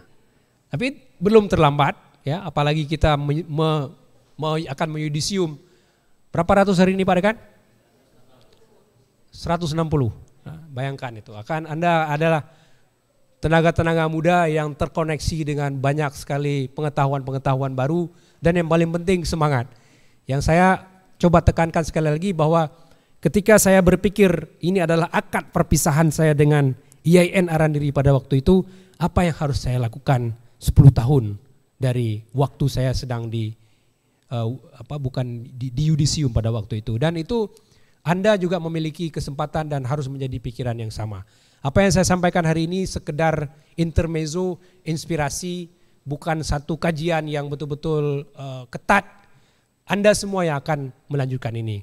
Karena waktu nantinya teks yang sebenarnya sudah saya persiapkan sampai 12 lembar ini itu akan Anda baca dibagikan oleh pihak fakultas, begitu juga dengan slide-slide yang ada di sini. Terima kasih atas waktu dan perhatiannya, semoga walaupun singkat bermanfaat. Saya berharap bahwa pertemuan ini menjadi sesuatu yang bermanfaat, ya, baik secara ilmu maupun niat baik kita terhadap agama dan Aceh secara umum. Wabillahi taufiq wal hidayah. Wassalamualaikum warahmatullahi wabarakatuh.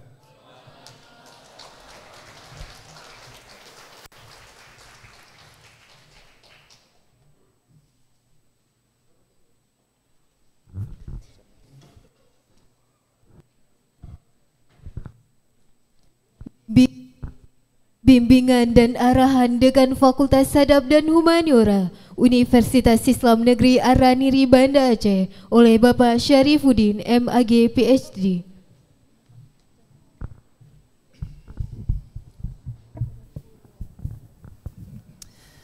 Bismillahirrahmanirrahim.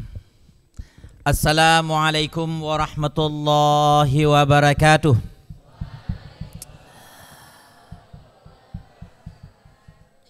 Hamdan wa syukran lillah, salatan wa salaman ala rasulillah wa ala alihi wa sahbihi wa mawalah. Puji syukur bagi Allah subhanahu wa ta'ala, salawat serta salam bagi junjungan Nabi Allah Muhammad sallallahu alaihi wasallam. Ta'zim kami kepada Bapak-bapak, ibu-ibu dosen Fakultas Adab dan Humaniora. Ta'zim kami kepada unsur pimpinan pada Fakultas Adab dan Humaniora yang alhamdulillah semuanya terlibat dalam kepanitiaan ini. Panitia tendik yang susah payah bekerja sudah beberapa hari menyiapkan kegiatan ini dan semua instrumen terkait dengan yudisium sarjana ini, dan yang kami cintai, yang kami banggakan, segenap mahasiswa calon alumni Fakultas Adab dan Humaniora. Tepuk tangan untuk semuanya, sukses insya Allah.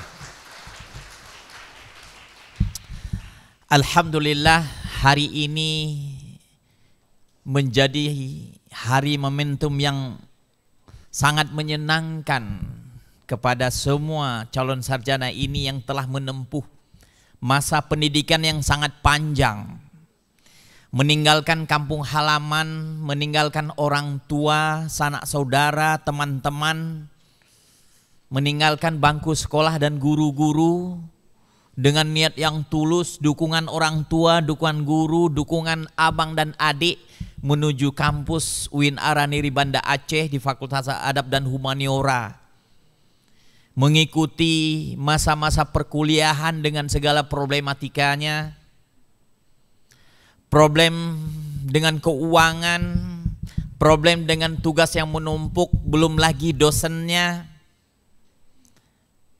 belum lagi hutang piutang tak terbayarkan, skripsi tak kunjung selesai, tugas kebut semalam, belum lagi editing skripsi juga ada yang belum selesai.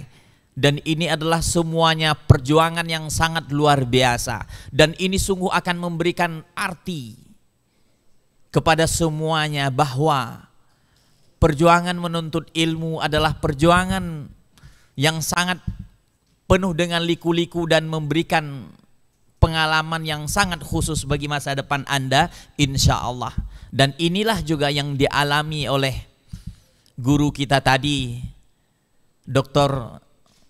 Reza Idria tadi, ya, abang kita, guru kita, sahabat kita, dan semua juga mengalami itu yang ada di ruang ini. Jadi butuh perjalanan yang panjang. Maka kami, pimpinan, para dosen, tenaga tendik mengucapkan selamat dan menjunjung tinggi keberhasilan Anda, sukses hari ini dan sukses di masa mendatang insya Allah.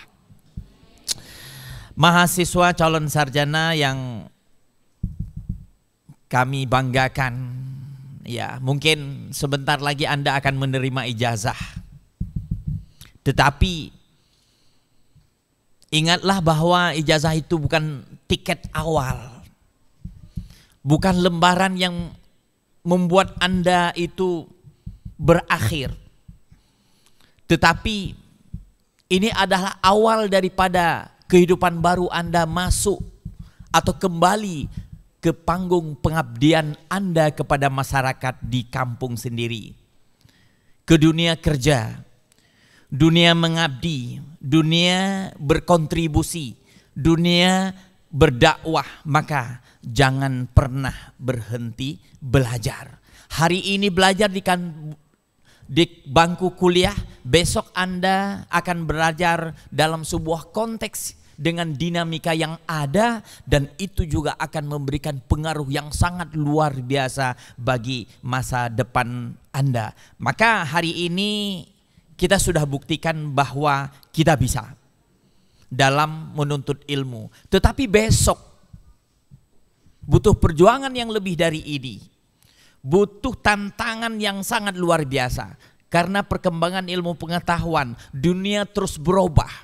Dan dengan dinamika yang ada, politik yang terus berubah, kebijakan-kebijakan yang ada di lapangan, maka dituntut kepada kita mampu membaca tanda-tanda kontekstual dalam kehidupan masyarakat kita, agar kita di masyarakat nanti bisa mengabdi dan menjadi orang yang sangat bertanggung jawab terhadap segala persoalan yang ada. Maka sarjana ini bukan persoalan gelar, bukan persoalan sarjana humaniora, eshum atau apalah, tetapi yang paling penting dari itu adalah tanggung jawab moral kita sebagai seorang sarjana humaniora. Maka jagalah nama baik kita sebagai sarjana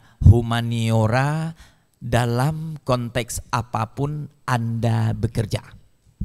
Adik-adik mahasiswa calon sarjana yang kami banggakan, keberhasilan seseorang itu seringkali orang berpikir bahwa karena tingginya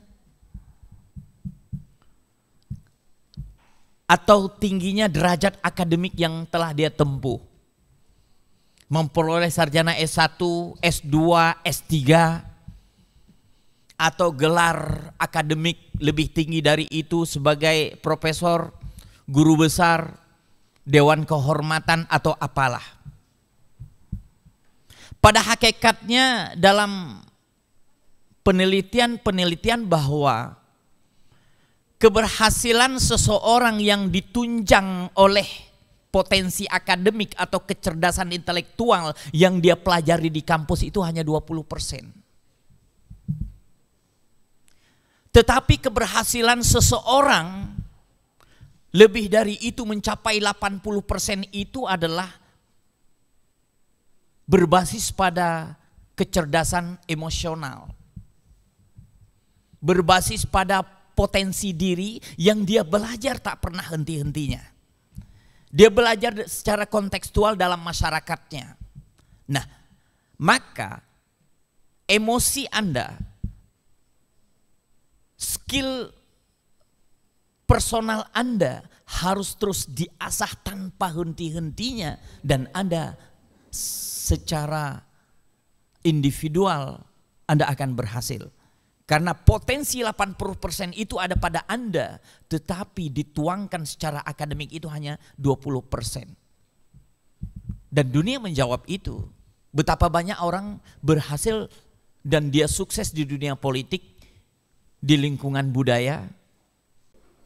115 Mina Muzalifah, IPK 3,02, yudisium sangat baik.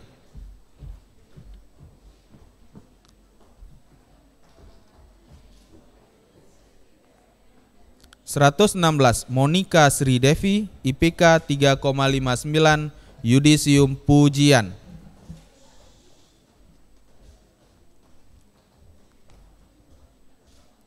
117 Mukramati, IPK 3,41, Yudisium sangat baik.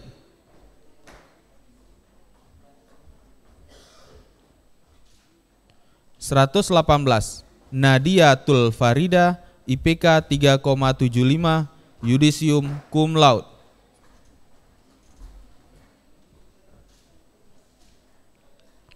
119 Najwa Ramadana Izza, IPK 3,81, Yudisium cum laude.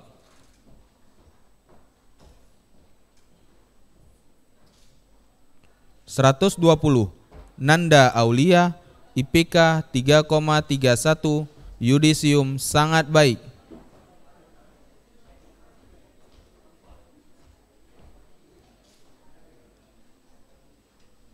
121 Natasha Chania Putri, IPK 3,77, Yudisium cum laude.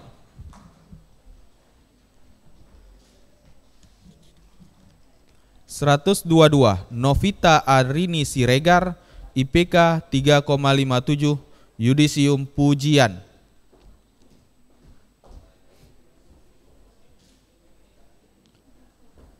123 Nur Aina, IPK 3,62, Yudisium Pujian.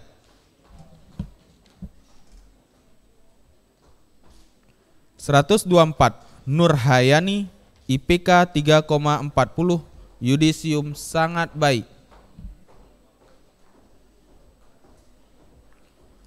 125 Nurul Habibah, IPK 3,47, Yudisium sangat baik.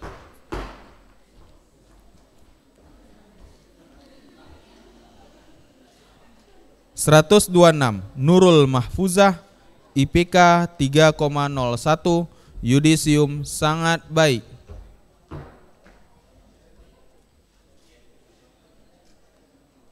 127 Putri Miranda, IPK 3,58, Yudisium Pujian.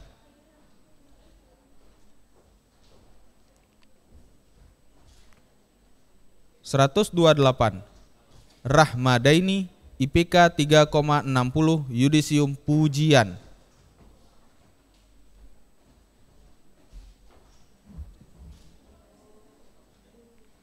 129 Raihana Syakira, IPK 3,66, Yudisium Pujian.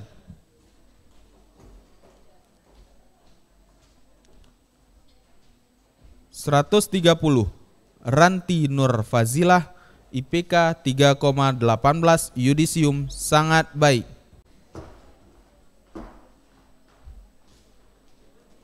131 Rizka Munawarah, IPK 3,59, Yudisium Pujian.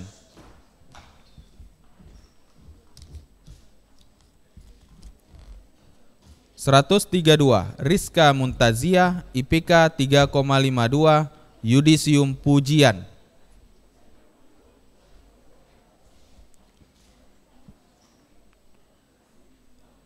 133 Rizkia Safira, IPK 3,80, Yudisium cum laude.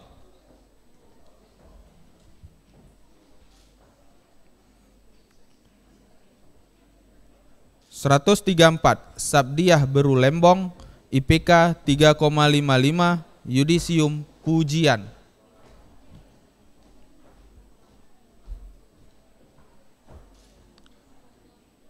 135 Salamah, IPK 3,58, Yudisium Pujian.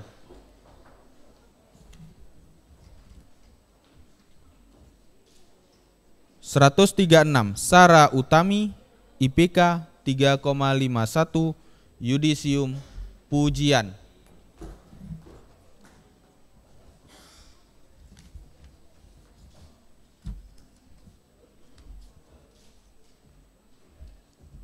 137 Sinta Amelia, IPK 3,41, Yudisium sangat baik.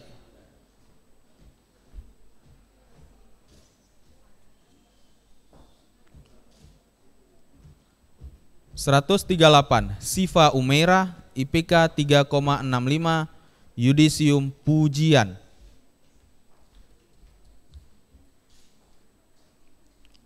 139 Silva Mauleni IPK 3,43 Yudisium Sangat Baik.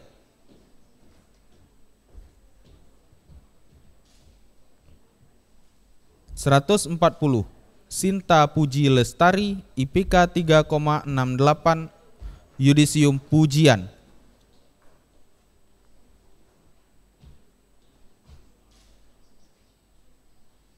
141 Siti Fadilah IPK 3,55 Yudisium Pujian.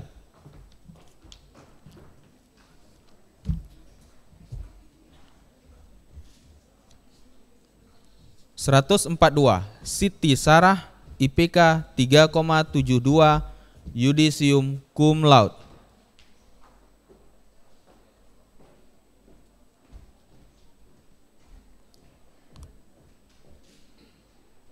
143 Syifa Nabila Heriansyah Putri IPK 3,77 Yudisium Cum Laude.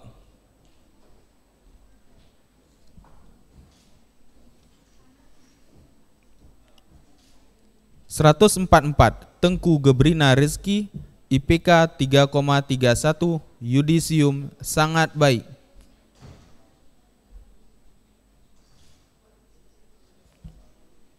145 Wirdatul Ahya IPK 3,70 Yudisium Cum Laude.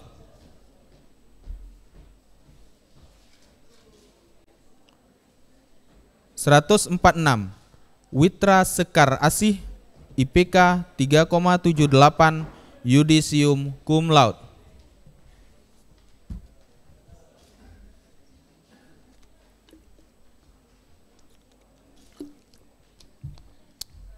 147 Yulvina IPK 3,45 Yudisium Sangat Baik.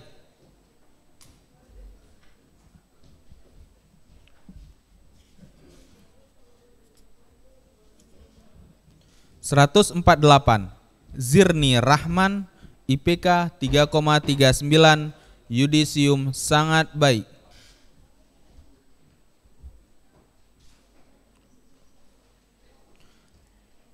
149 Ade Mauliza IPK 3,29 Yudisium Sangat Baik.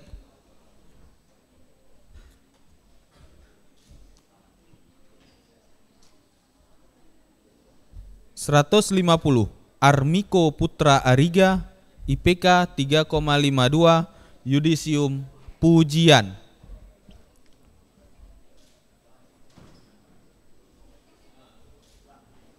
151 Fizaul Sabri IPK 3,28 Yudisium Sangat Baik.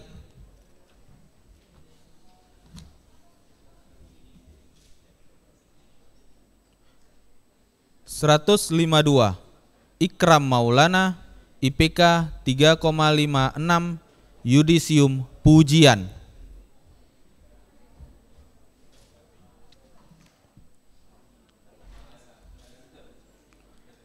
153 Muhammad Siddiq IPK 3,49 Yudisium Sangat Baik.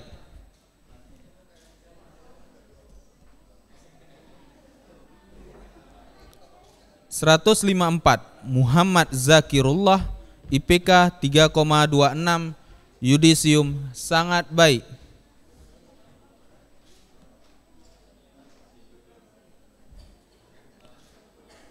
155 Muhibbal Khairi IPK 3,43 Yudisium Sangat Baik.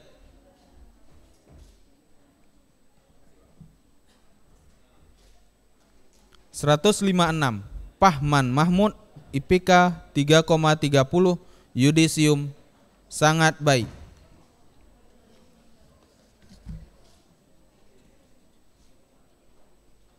157 Rizky Ananda Ersan IPK 3,55 Yudisium Pujian.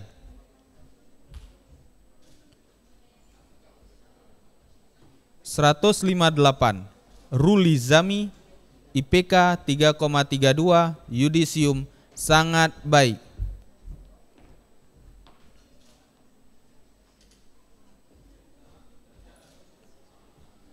159 Rian Abdul Aziz, IPK 3,19, yudisium sangat baik.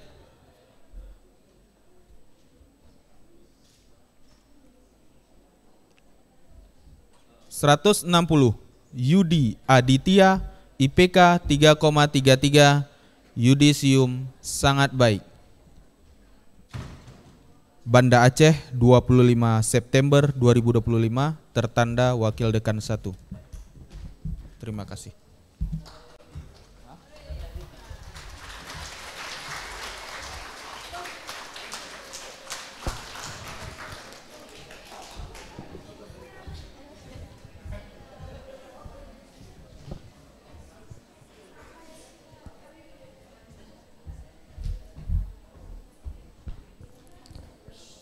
Dekan menutup upacara yudisium.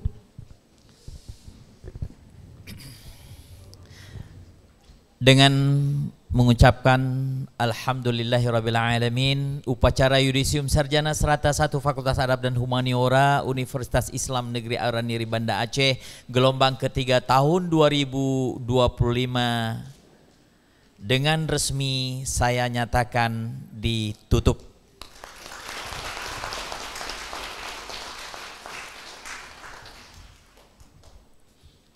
Selanjutnya, mari sama-sama kita saksikan penampilan seni dari peserta yudisium dan Sanggar Tamadun Adab.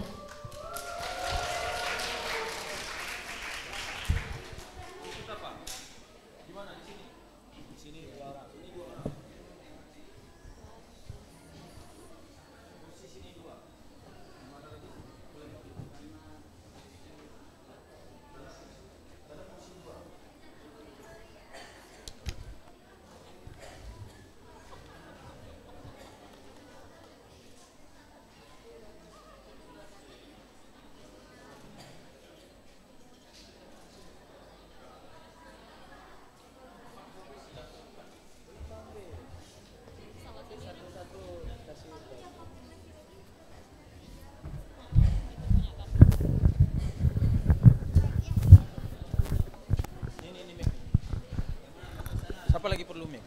2. Hah? 2. Ini 1. Nyanyi. Ya, nyanyinya 2 mic. Bukan. Bang gitar 1 lagi? Hah? 3. Untuk gitar enggak perlu. Hah? Untuk gitar enggak perlu. Yang pegang. Gitar pakai jack bukan? Jacknya enggak, apa gitarnya enggak masalah. Aku pegang. Berapa i soalnya? Si Iqbal bisa pegang kan?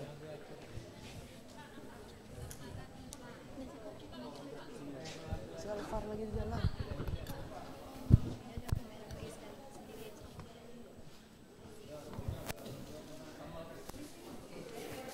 Pak, ini satu lagi kursi. Enggak, Pak. Ini untuk kita. Enggak ada yang pegang. Harus pegang. Si Iqbal di sana. Si Iqbal mana tadi? Suruh dia aja pegang. Hah? Ada yang muat nih? Stand mic ini mau ini? Stand mic ini mau? Belum hidup nih? Bunyi nggak?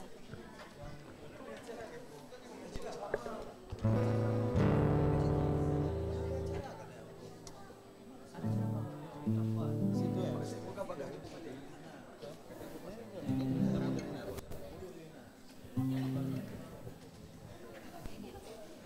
Gimana nih taruhnya?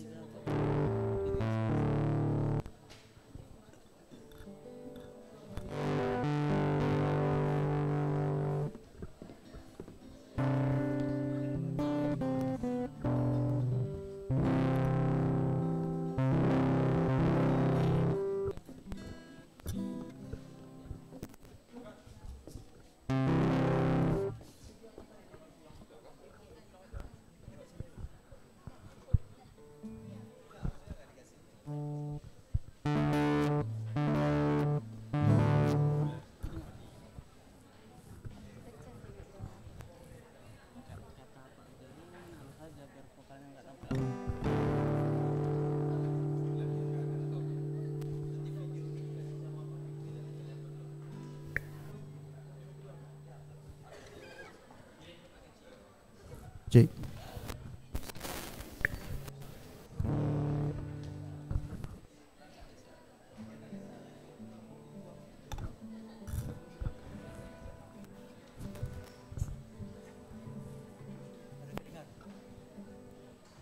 Belum.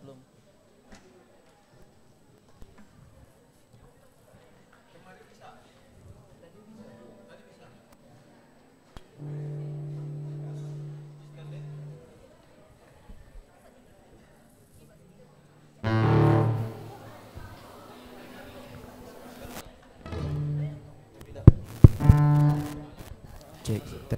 Cek.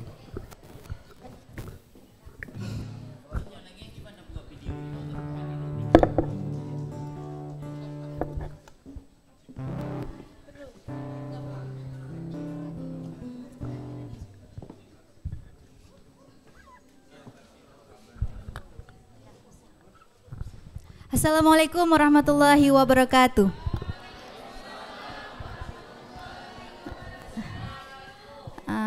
Siang teman-teman semuanya.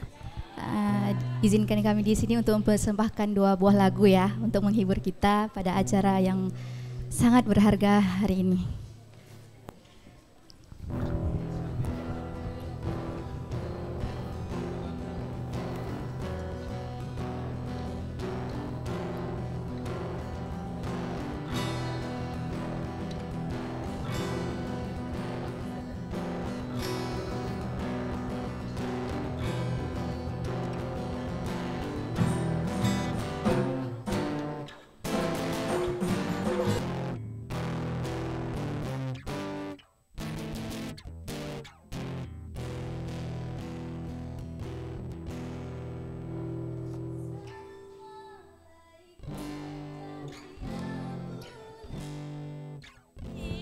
Salam kewaredumna karena salam Nabi kensuna carota memansyarat mulia.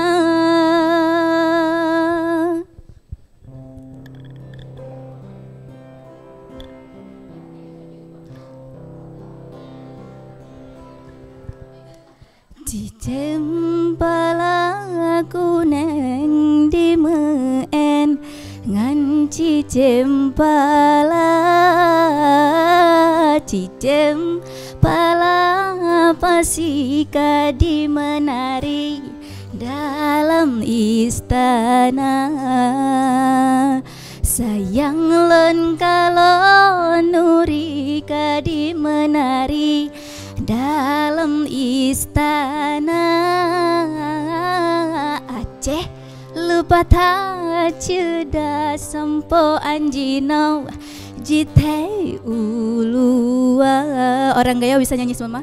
Muka leken ulan, oh ulan, sawahanku bintang, oh bintang, ikan dan ikan uyam dasu, lagu bersebuku, ikan dan ikan uyam dasu, lagu bersebuku. Cicempala kuneng di meen ngan cicempala, cicempala pasika di menari dalam istana. Sayang len kalau nurika di menari dalam istana. Aceh lupa tak ceda sampo anjinau jite ulua. Muka leken ulang, oh ulang, sawahanku bintang, oh bintang, ikan dan ikan uyam dasu, lagu bersebuku, ikan dan ikan yang desu, lagu bersebuku. Aha, aha, aha, beta rupan beta ko gayoku. Iye, iye, iye sare lemut siram jero ate.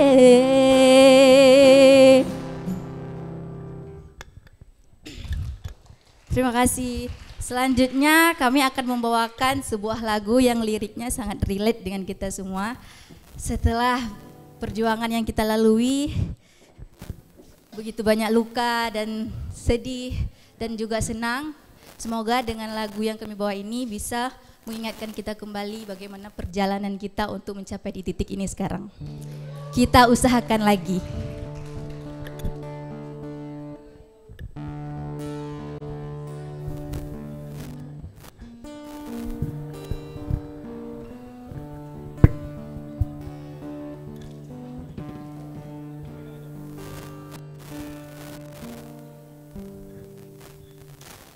Ada bahagia tak pernah kita rasa setelah bersama. Usahakan semua, kira-kira kapan waktunya tiba.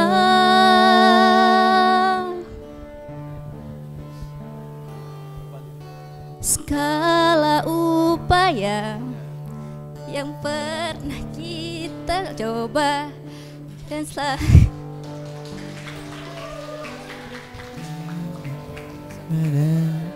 Sang Pencipta, dengarlah doa kita bersama. Jika tidak hari ini, mungkin minggu depan. Jika tidak minggu ini, mungkin bulan depan. Jika tidak bulan ini, mungkin tahun depan. Segala harapan kan datang yang kita impikan. Janganlah menyerah dulu, waktu masih panjang. ingat doa kita selalu yang tak pernah usang. Kita usahakan lagi kawan, yakinkan waktunya datang.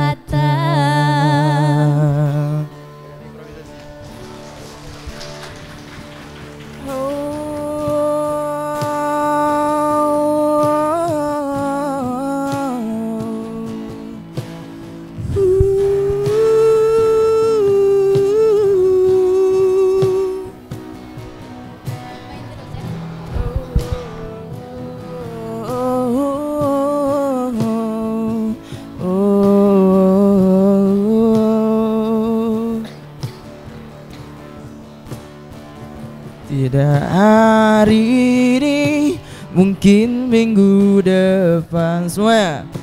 Jika tidak minggu ini, mungkin bulan depan. Jika tidak bulan ini, mungkin bulan depan. Segala harapan kan datang yang kita impikan. Janganlah menyerah dulu, waktu masih panjang. Ingat doa kita selalu yang tak pernah usang. Kita usahakan lagi kawan, yakin waktunya kan datang. Sekali lagi ya di refnya. Jika tidak hari ini, mungkin tidak minggu ini, mungkin bulan depan. Tidak Bulan ini, mungkin tahun depan. Segala harapan kan datang yang kita impikan. Janganlah menyerah dulu, waktu masih panjang. Ingat doa kita selalu dan tak pernah usang. Kita usahakan lagi kawan, yakin waktunya akan datang. Sekali lagi di akhir. Kita usahakan lagi kawan, yakin waktunya akan datang. Selamat. Saya pribadi mengucapkan selamat kepada kita semua ya, sudah berada di titik ini. Selamat, selamat dan tetap semangat. Sekian dari kami. Assalamualaikum warahmatullahi wabarakatuh. Waalaikumsalam warahmatullahi wabarakatuh.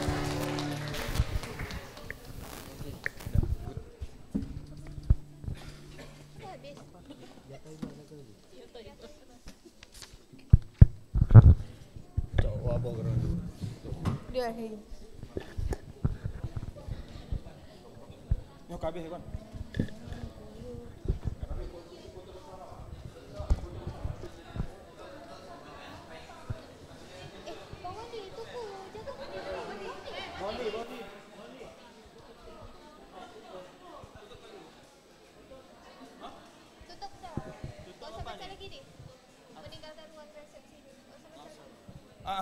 Baca.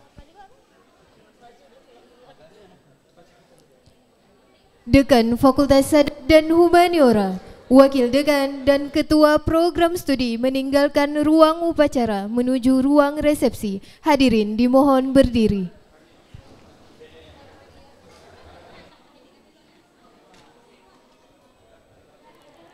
Hadirin disilakan duduk kembali. Untuk sesi selanjutnya kita foto bersama dimulai dari Program Studi Sejarah dan Kebudayaan Islam. SKI, silakan ambil posisi.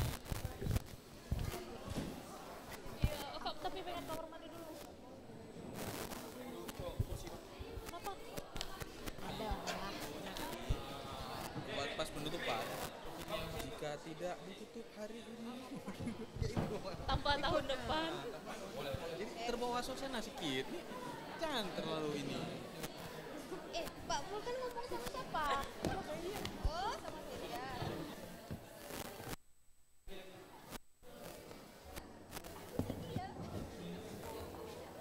JBL ini bagus.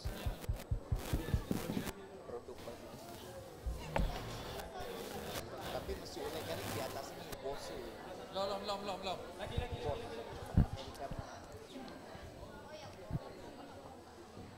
Sampai semeja.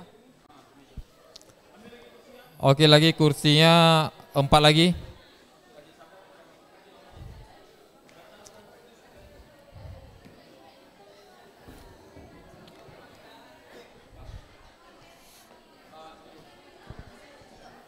Oke, dekan di sini.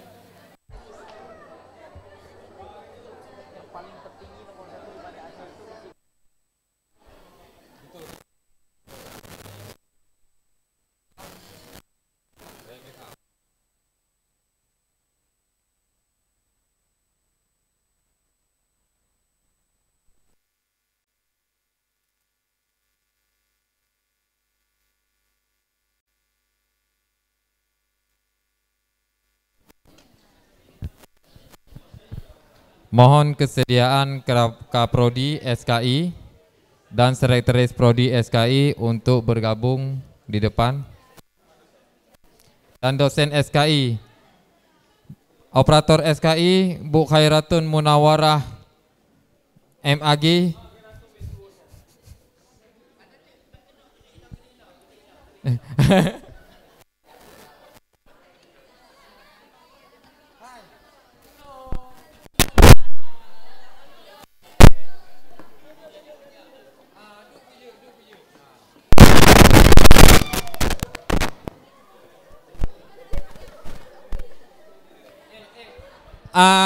Mohon perhatiannya, ini kan nyo singit. Apa rek gede yang balik ya? Hai, yang 40 mentang. Ke bawah tangga, ke bawah tangga.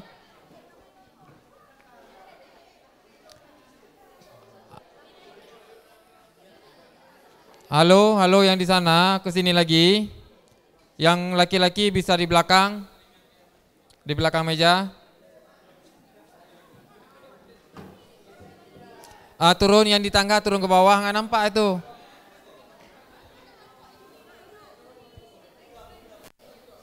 Hai, nyo tingit nyo.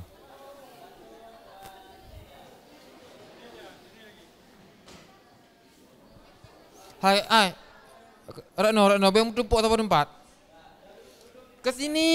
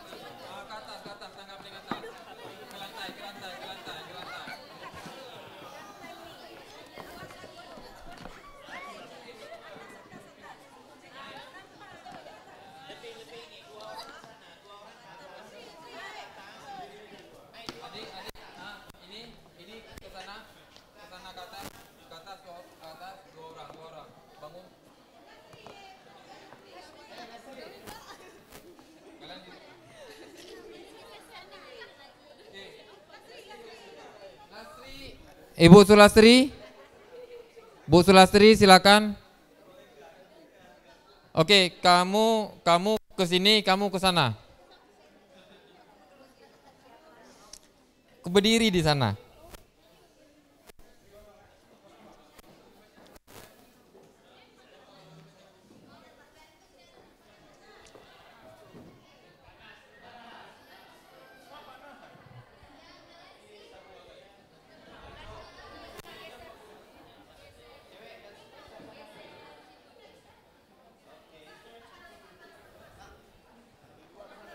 Hah?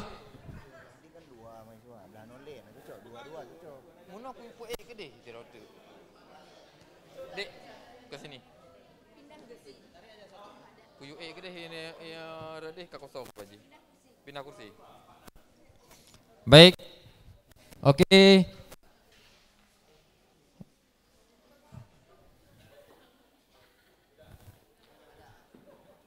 Oke, aman saya.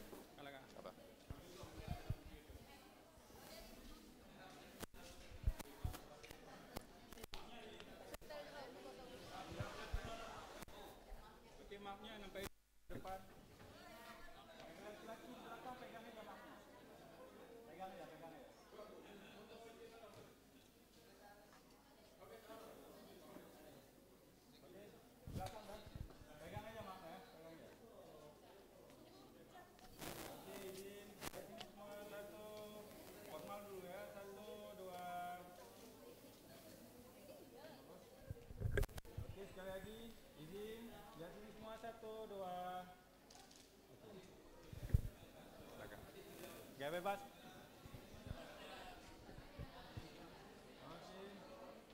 Oke, lihat sini semua 1, 2. Oke, sekali 1, 2, 3.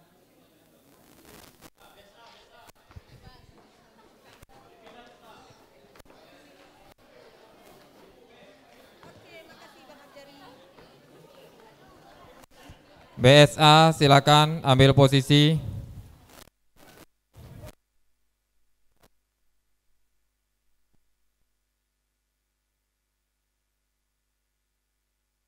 Bapak Kap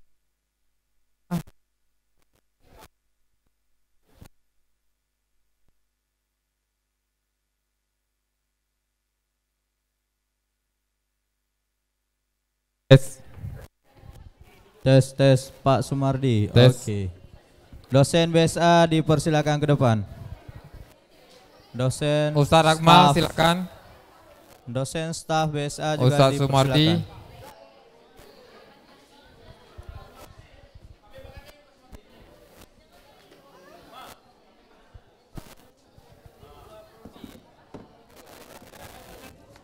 Ya, ya. Habis Pak Abzari satu lagi di sini. Ya. Ah. Di mana? Nyok di dalam.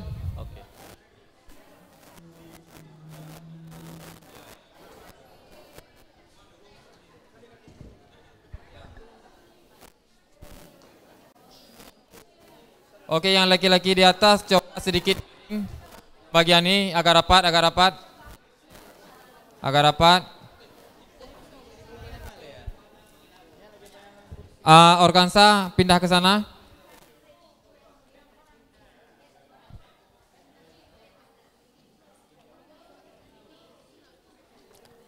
Oke,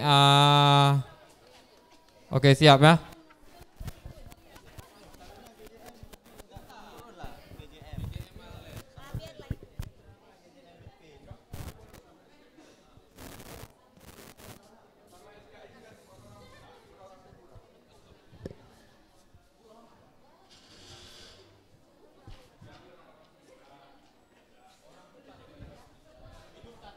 Oh, harus ditolak.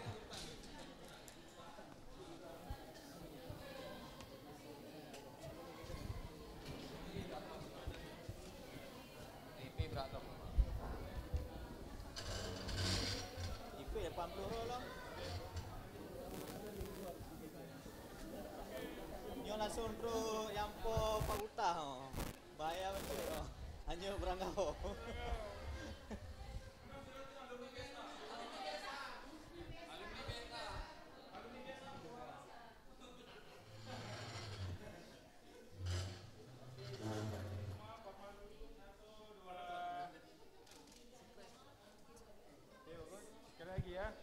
Jadi lihat ini semua 1, 2. Oke. Bebas.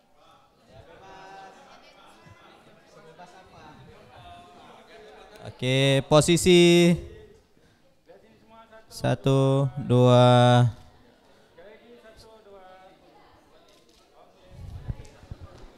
Oke, selanjutnya Prodi Ilmu Perpustakaan 80 orang. Ya. Oke, Prodi Ilmu Perpustakaan yang duduk di depan ini di 2 tangga. 2 lapis ya. Di lantai tangga 1. Di lantai atas. Lantai atas dan di tangga paling bawah.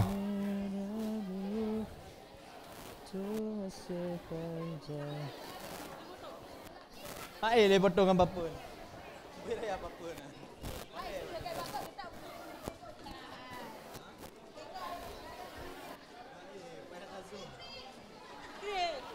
Saya nggak foto. Saya fakultas ada.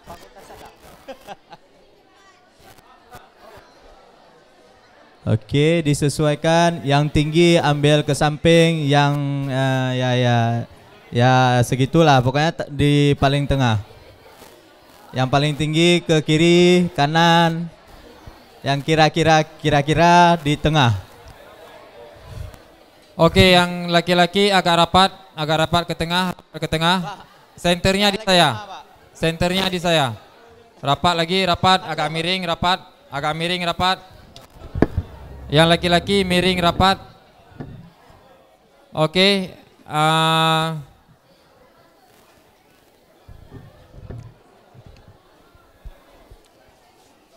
agak rapat.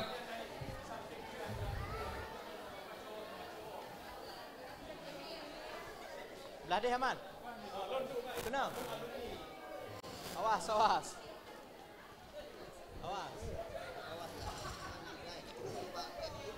Oke, sebentar. Oke, yang ini ke depan. Yang tinggi-tinggi di bagian belakang, ini kasih 2 baris. Ini kamu ke depan, ini yang ke depan. Ya, ini satu lagi. Ke depan. Ini terlalu padat di sebelah sini. Oke, 3 orang ke sana. 3 orang. Oke, posisi.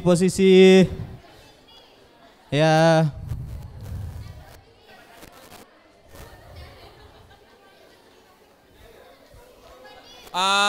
Oke, ini yang tinggi coba.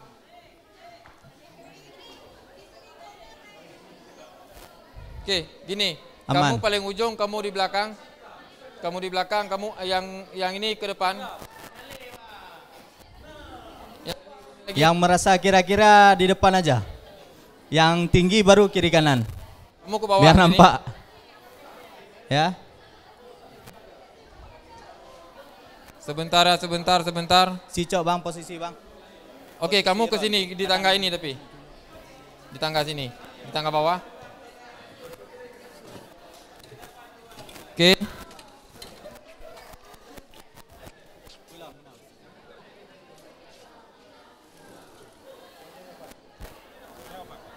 Oke. Posisi standby. Cowok fokus ke depan semua. Sisip ya. Sisip. Ya. Cewek sebelah kiri agak rapat lagi. Ya, miring. Ini bisa rapat lagi sedikit lagi. Oke. Ready.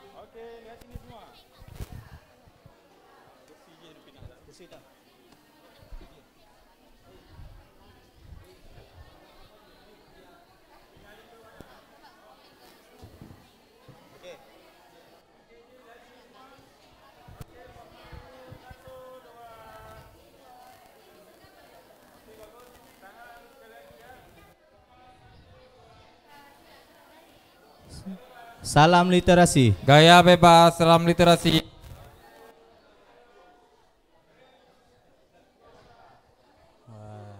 Penuh ya. Oke, selanjutnya kita minta kesediaan Panitia. Foto bersama panitia. Panitia diharapkan ke depan semua. Kita foto dengan para pimpinan.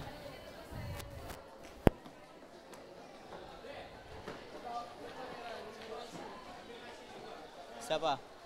Yang sudah siap, mahasiswanya udah bisa turun. Ada nasi dibagikan di luar. Ya, mohon tertib. Oke, panitia semuanya, silakan. Bu Nuril Rina Hayu, silakan ke depan. Ustazah Khairatun Munawarah. Ustazah Is. Ustazah Sulastri. Ustazah Sunarti. Mana Ustazah Sunarti? Ya, Pak Firman.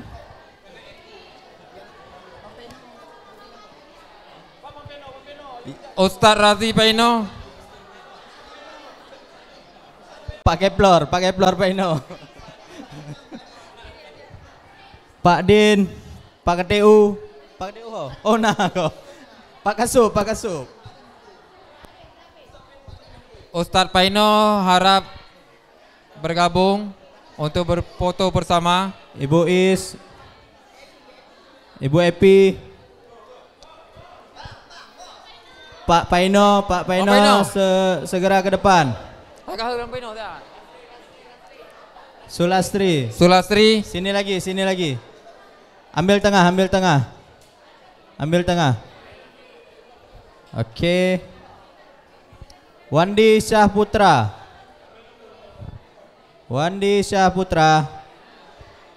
Cepat.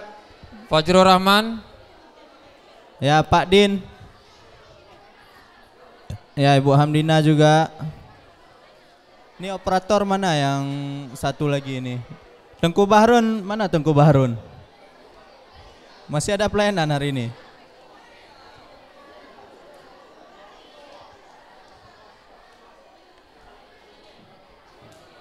Oke.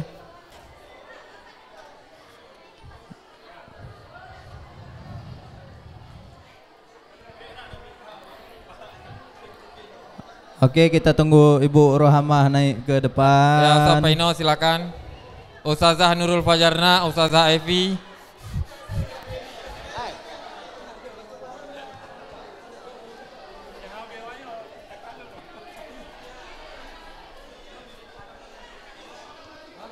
Aman, iliko kosong nak benar.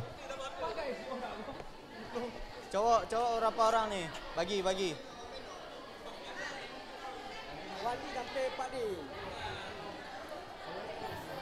Ya.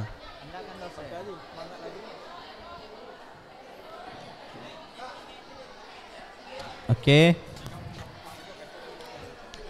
Sadwal he. Agam. Hana agam ide. Agam hana ide. Bang, belahnya bang. Belahnya bang.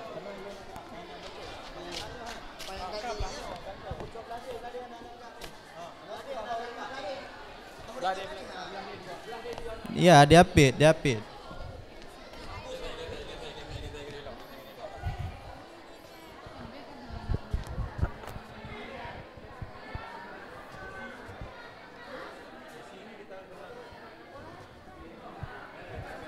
Agak mereng ya.